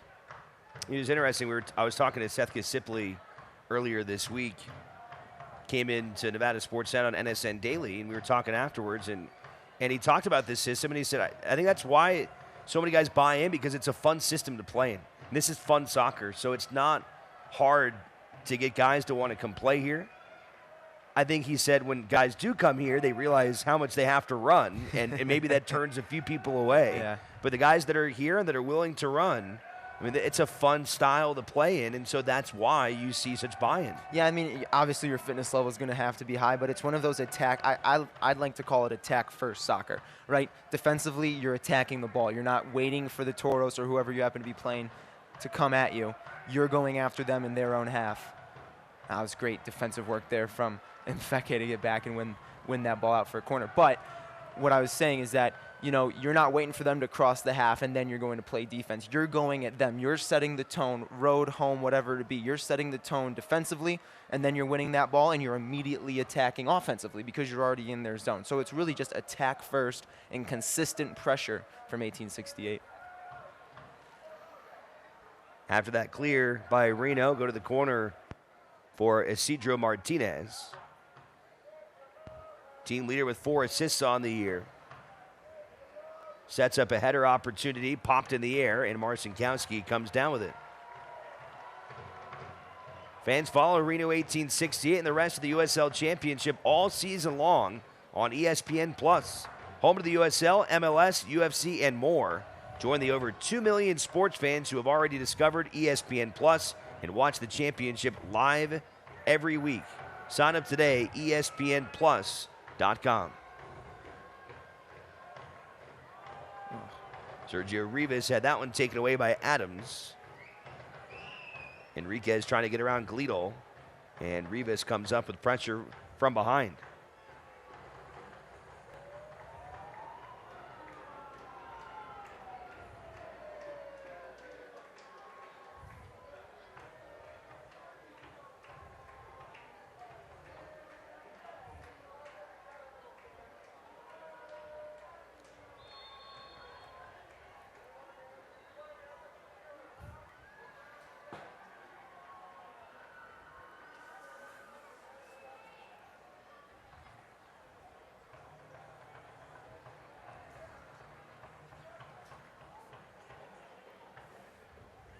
And that's really frustrating, that play right there from Nico Lemoyne, if you're anyone else on the Toros, because he's looking across the line as he's receiving, or as that ball's being played.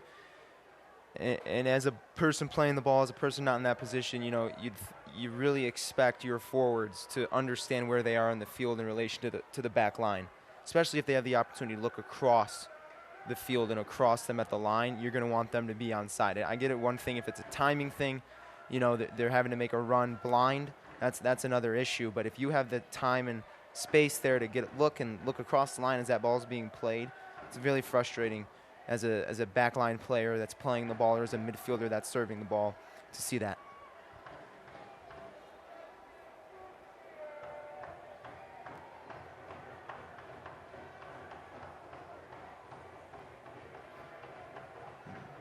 Here's Mafeka. Into Gleedle. Ooh, very, very close there. Gleedle trying to send one in the box, and not a bad try as Herzog came crashing in and just missed it. And again, that's Gleedle just being confident in his self. 2 goals this game. We saw it on his first goal. He had the confidence to take an attacking touch past the left back, and he does it again there. Same player, goes after him. Just a confident player on that wing right now. And he's going to be dangerous as long as he keeps that confidence level up. He's going to be really dangerous for 1868. Depth. Certainly. I mean, there's just so much depth on this team. Maybe the most in the 3 years Reno has had a franchise. I mean, just the fact that you can still put up 2-3 average goals average a game, right? Because that's what we've seen over the last couple weeks here. You know, you had 2 goals in Portland. You had 2 goals against Sacramento this weekend, 4 goals against Las Vegas. Obviously, you got shut out against Phoenix Rising, but, you know, we won't count that one because it's the Phoenix Rising.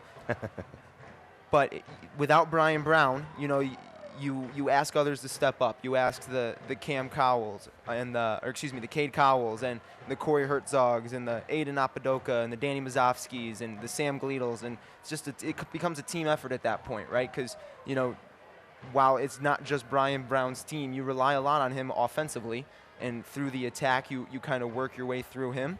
So it's nice to see him not here, and you're still scoring 3-4 goals a game.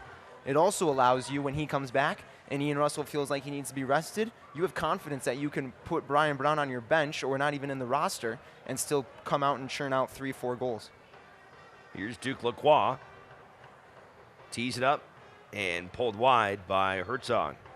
Well, another guy too, Brent Richards, has missed only 1 game in 2 seasons. He is out tonight. Jacob Akinurich, a 17-year-old, plugged in. Gave Reno the first half, and then they slide Gleedle back in there, but that's another guy. So Brown's out, Richards out, and Mafeka coming back from injury, and yet still a lot of talent out there on the pitch, and it's been a fun one to watch here tonight. Yeah, certainly, and I also think RGVFC, I don't think quite lives up to the talent that 1868 has. Obviously, they've struggled the past couple months in scoring goals, preventing goals, but I think what you can take away from this is the confidence that you see in these players like Sam Gleadle. We see it from Duke Lacroix almost every night, but it was good to see again tonight. He's willing to go forward. You know, Fuentes was willing to drive at players. You saw Corey Herzog, who's on the ball now or passing it off, is willing to drive at players. You see it from Seth Casiple, who we've seen in the middle of the midfield lately, but now he's been out wide, and he's comfortable going at players.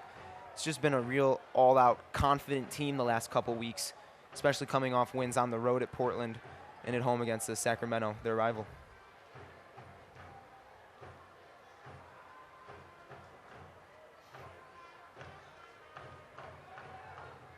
And quite frankly, I think to add, you also have a third center back in Galindo that you're more than comfortable to add in there as well. I mean, Zach Carroll didn't play to a 2-0 shutout on Saturday against Sacramento, and now another shutout with Carroll in the game, Galindo on the bench.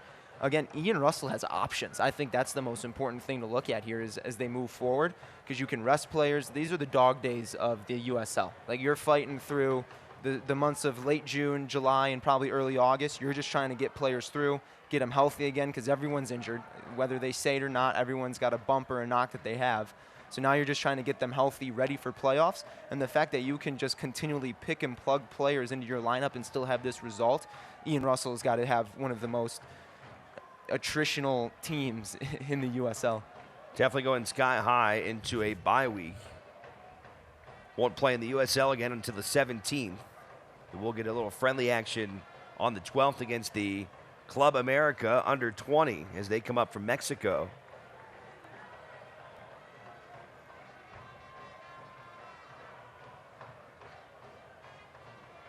'83rd minute, Reno on top 4-0 with a pair of goals in both the first and second half. And a yellow card's coming out against Kevin Partita. Yep, tactical foul there from Partita. He knew he was beat. Wanted just to slow the game down.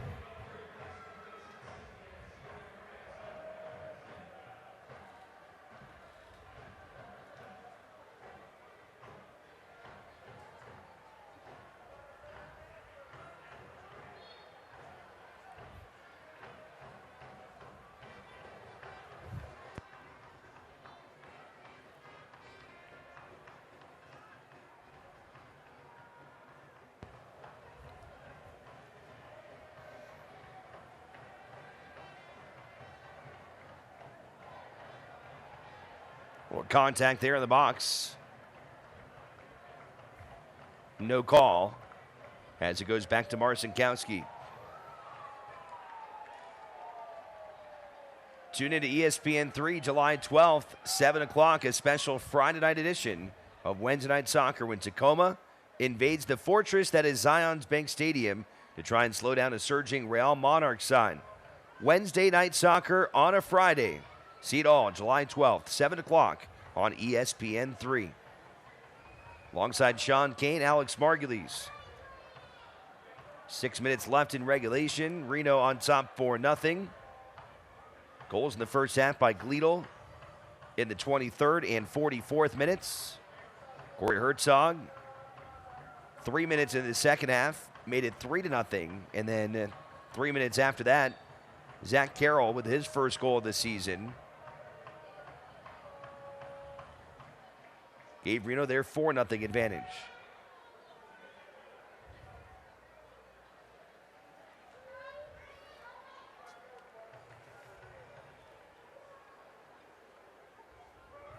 A 4-0 final would match Reno's largest margin of victory this year when they had a 4-0 shutout against Las Vegas back on June 1st.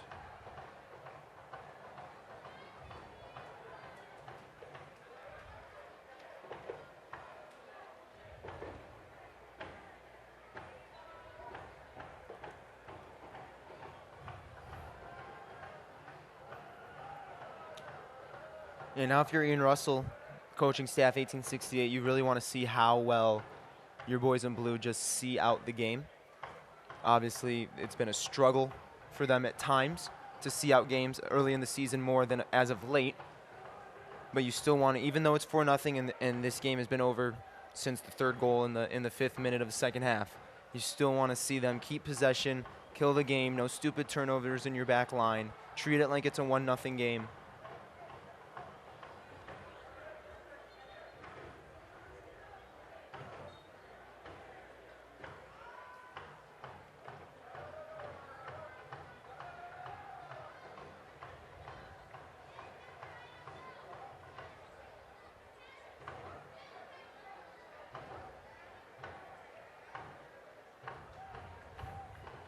Full of space for Lindo Mafeka. He's got Mazovsky on his right. Danny stops and fires, but he is flagged off sides.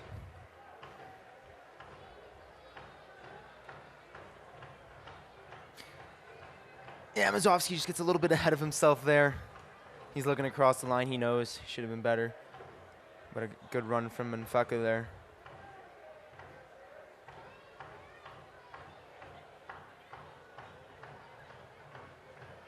Another chance here from Mazovsky. Kasipli. Who wants it? Someone hit the ball. Over to Rivas. Oh. Chips it. Oh. Lindo trying to come in for the deflection and connects right into the shin. And that was painful. Yeah, that one hurts. Surprised there wasn't any talking to or even a card there from the referee. It looked like the studs were up there, but we're too far away to tell specifically. But I think just looking back at that recent attack, firstly, well done from Rivas there to chip that ball to the back post. I mean, this is just very hard to do, to get it up like that. Lacroix ducking out of it. He saw Cordy coming from out of the corner of his eye. I think he backed off a little bit, but man, just hit the ball. 1868. You're inside the penalty spot, passing the ball around. I know you got a couple of guys that are on a goal. Gleedle working on a hat trick, but someone put the ball in the back of the net. Training staff for Rio Grande Valley coming out.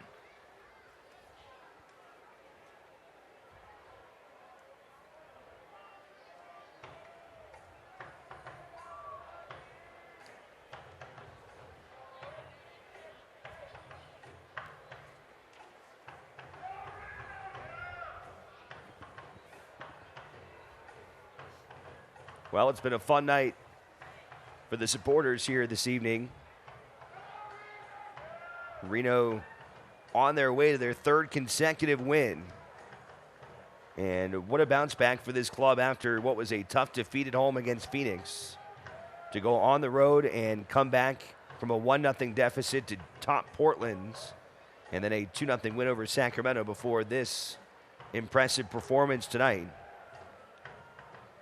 Reno came in having not allowed a goal over their previous 166 minutes of regulation.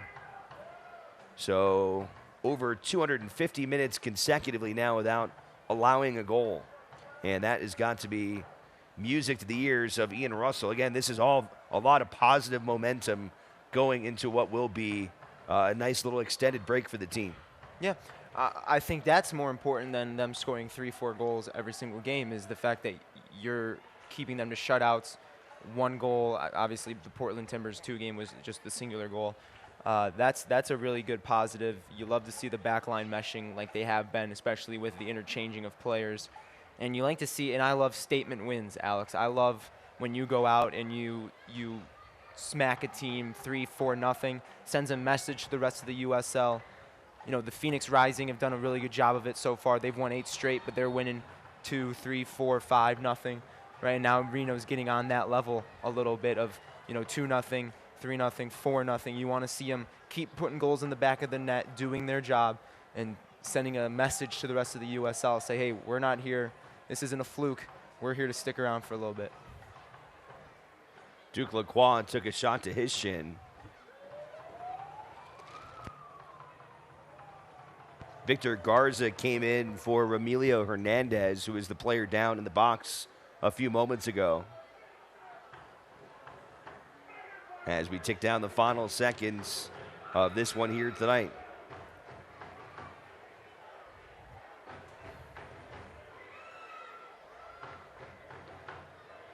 Kasipli named to the team of the week this morning, or yesterday rather, him and Marcinkowski.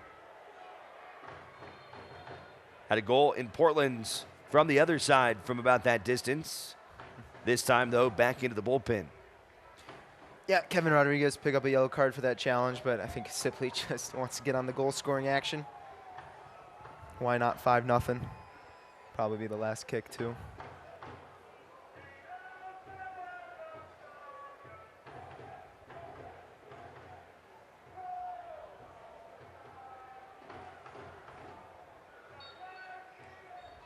And there's the final whistle. Another win in the books for Reno 1868. 3 more points as they top Rio Grande Valley 4-0, and 2 consecutive clean sheets for JT Marcinkowski. Reno is surging in the USL as they now have 32 points and starting to get themselves a little bit of separation from a tightly packed Western Conference, and now only 3 points back of the leaders in the Phoenix Rising.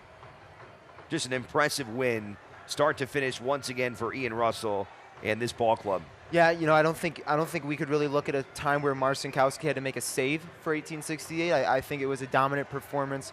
Rio Grande Valley was really never in this game, and from top to bottom, and you see him right there, Sam Gleadle, by far the man of the match, 2 goals and assists, even held down the fort in the back line. Just a fantastic performance from him and the boys in blue.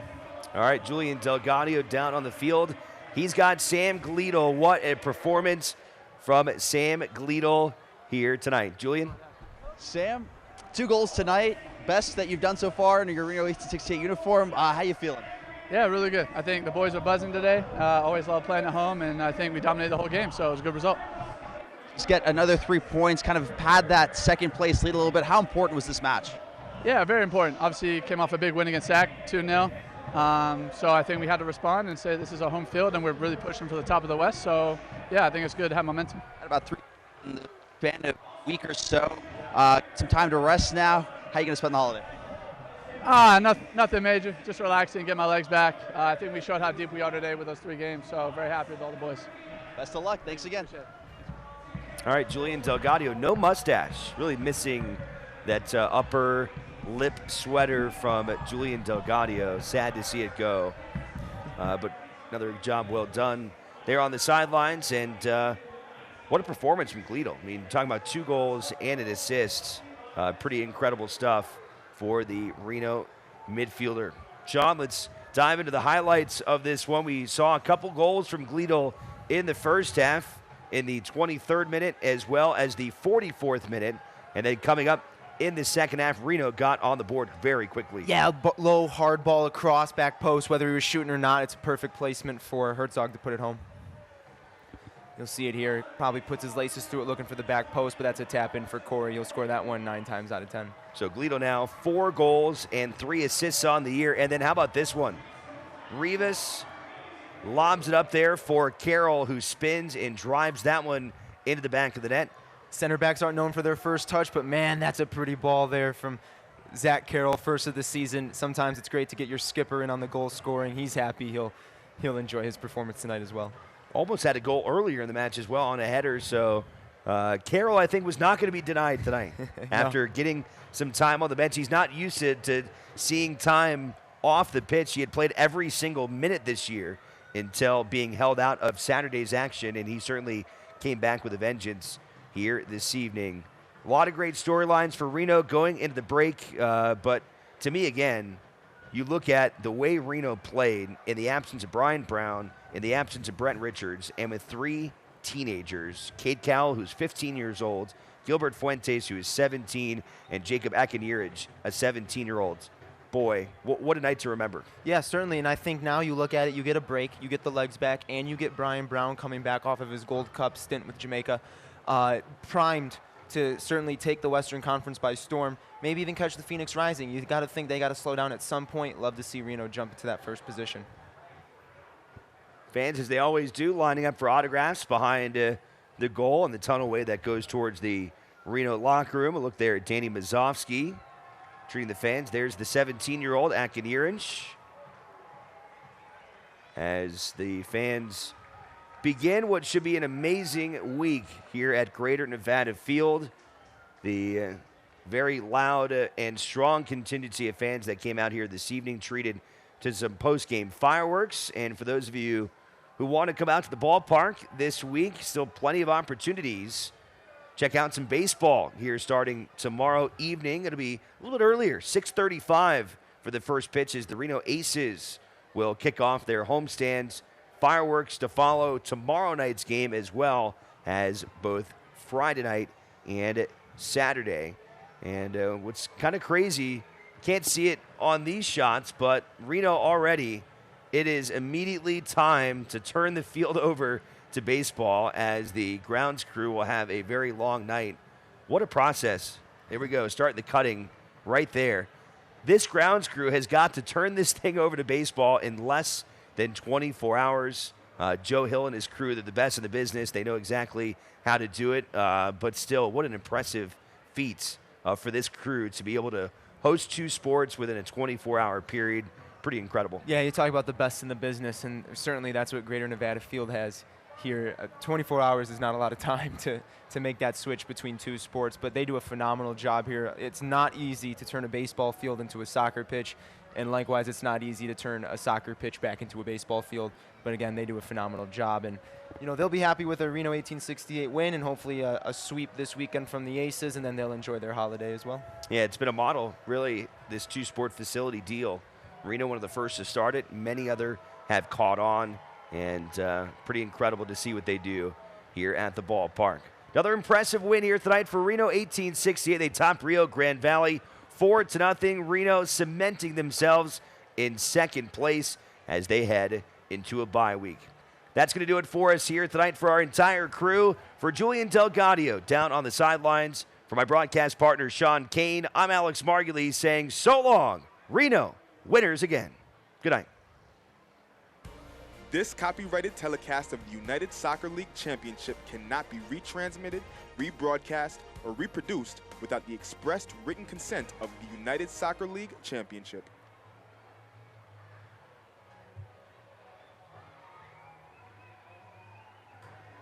They were like, we're going to fill like 4 minutes. 4 minutes. I figured that's what's going on.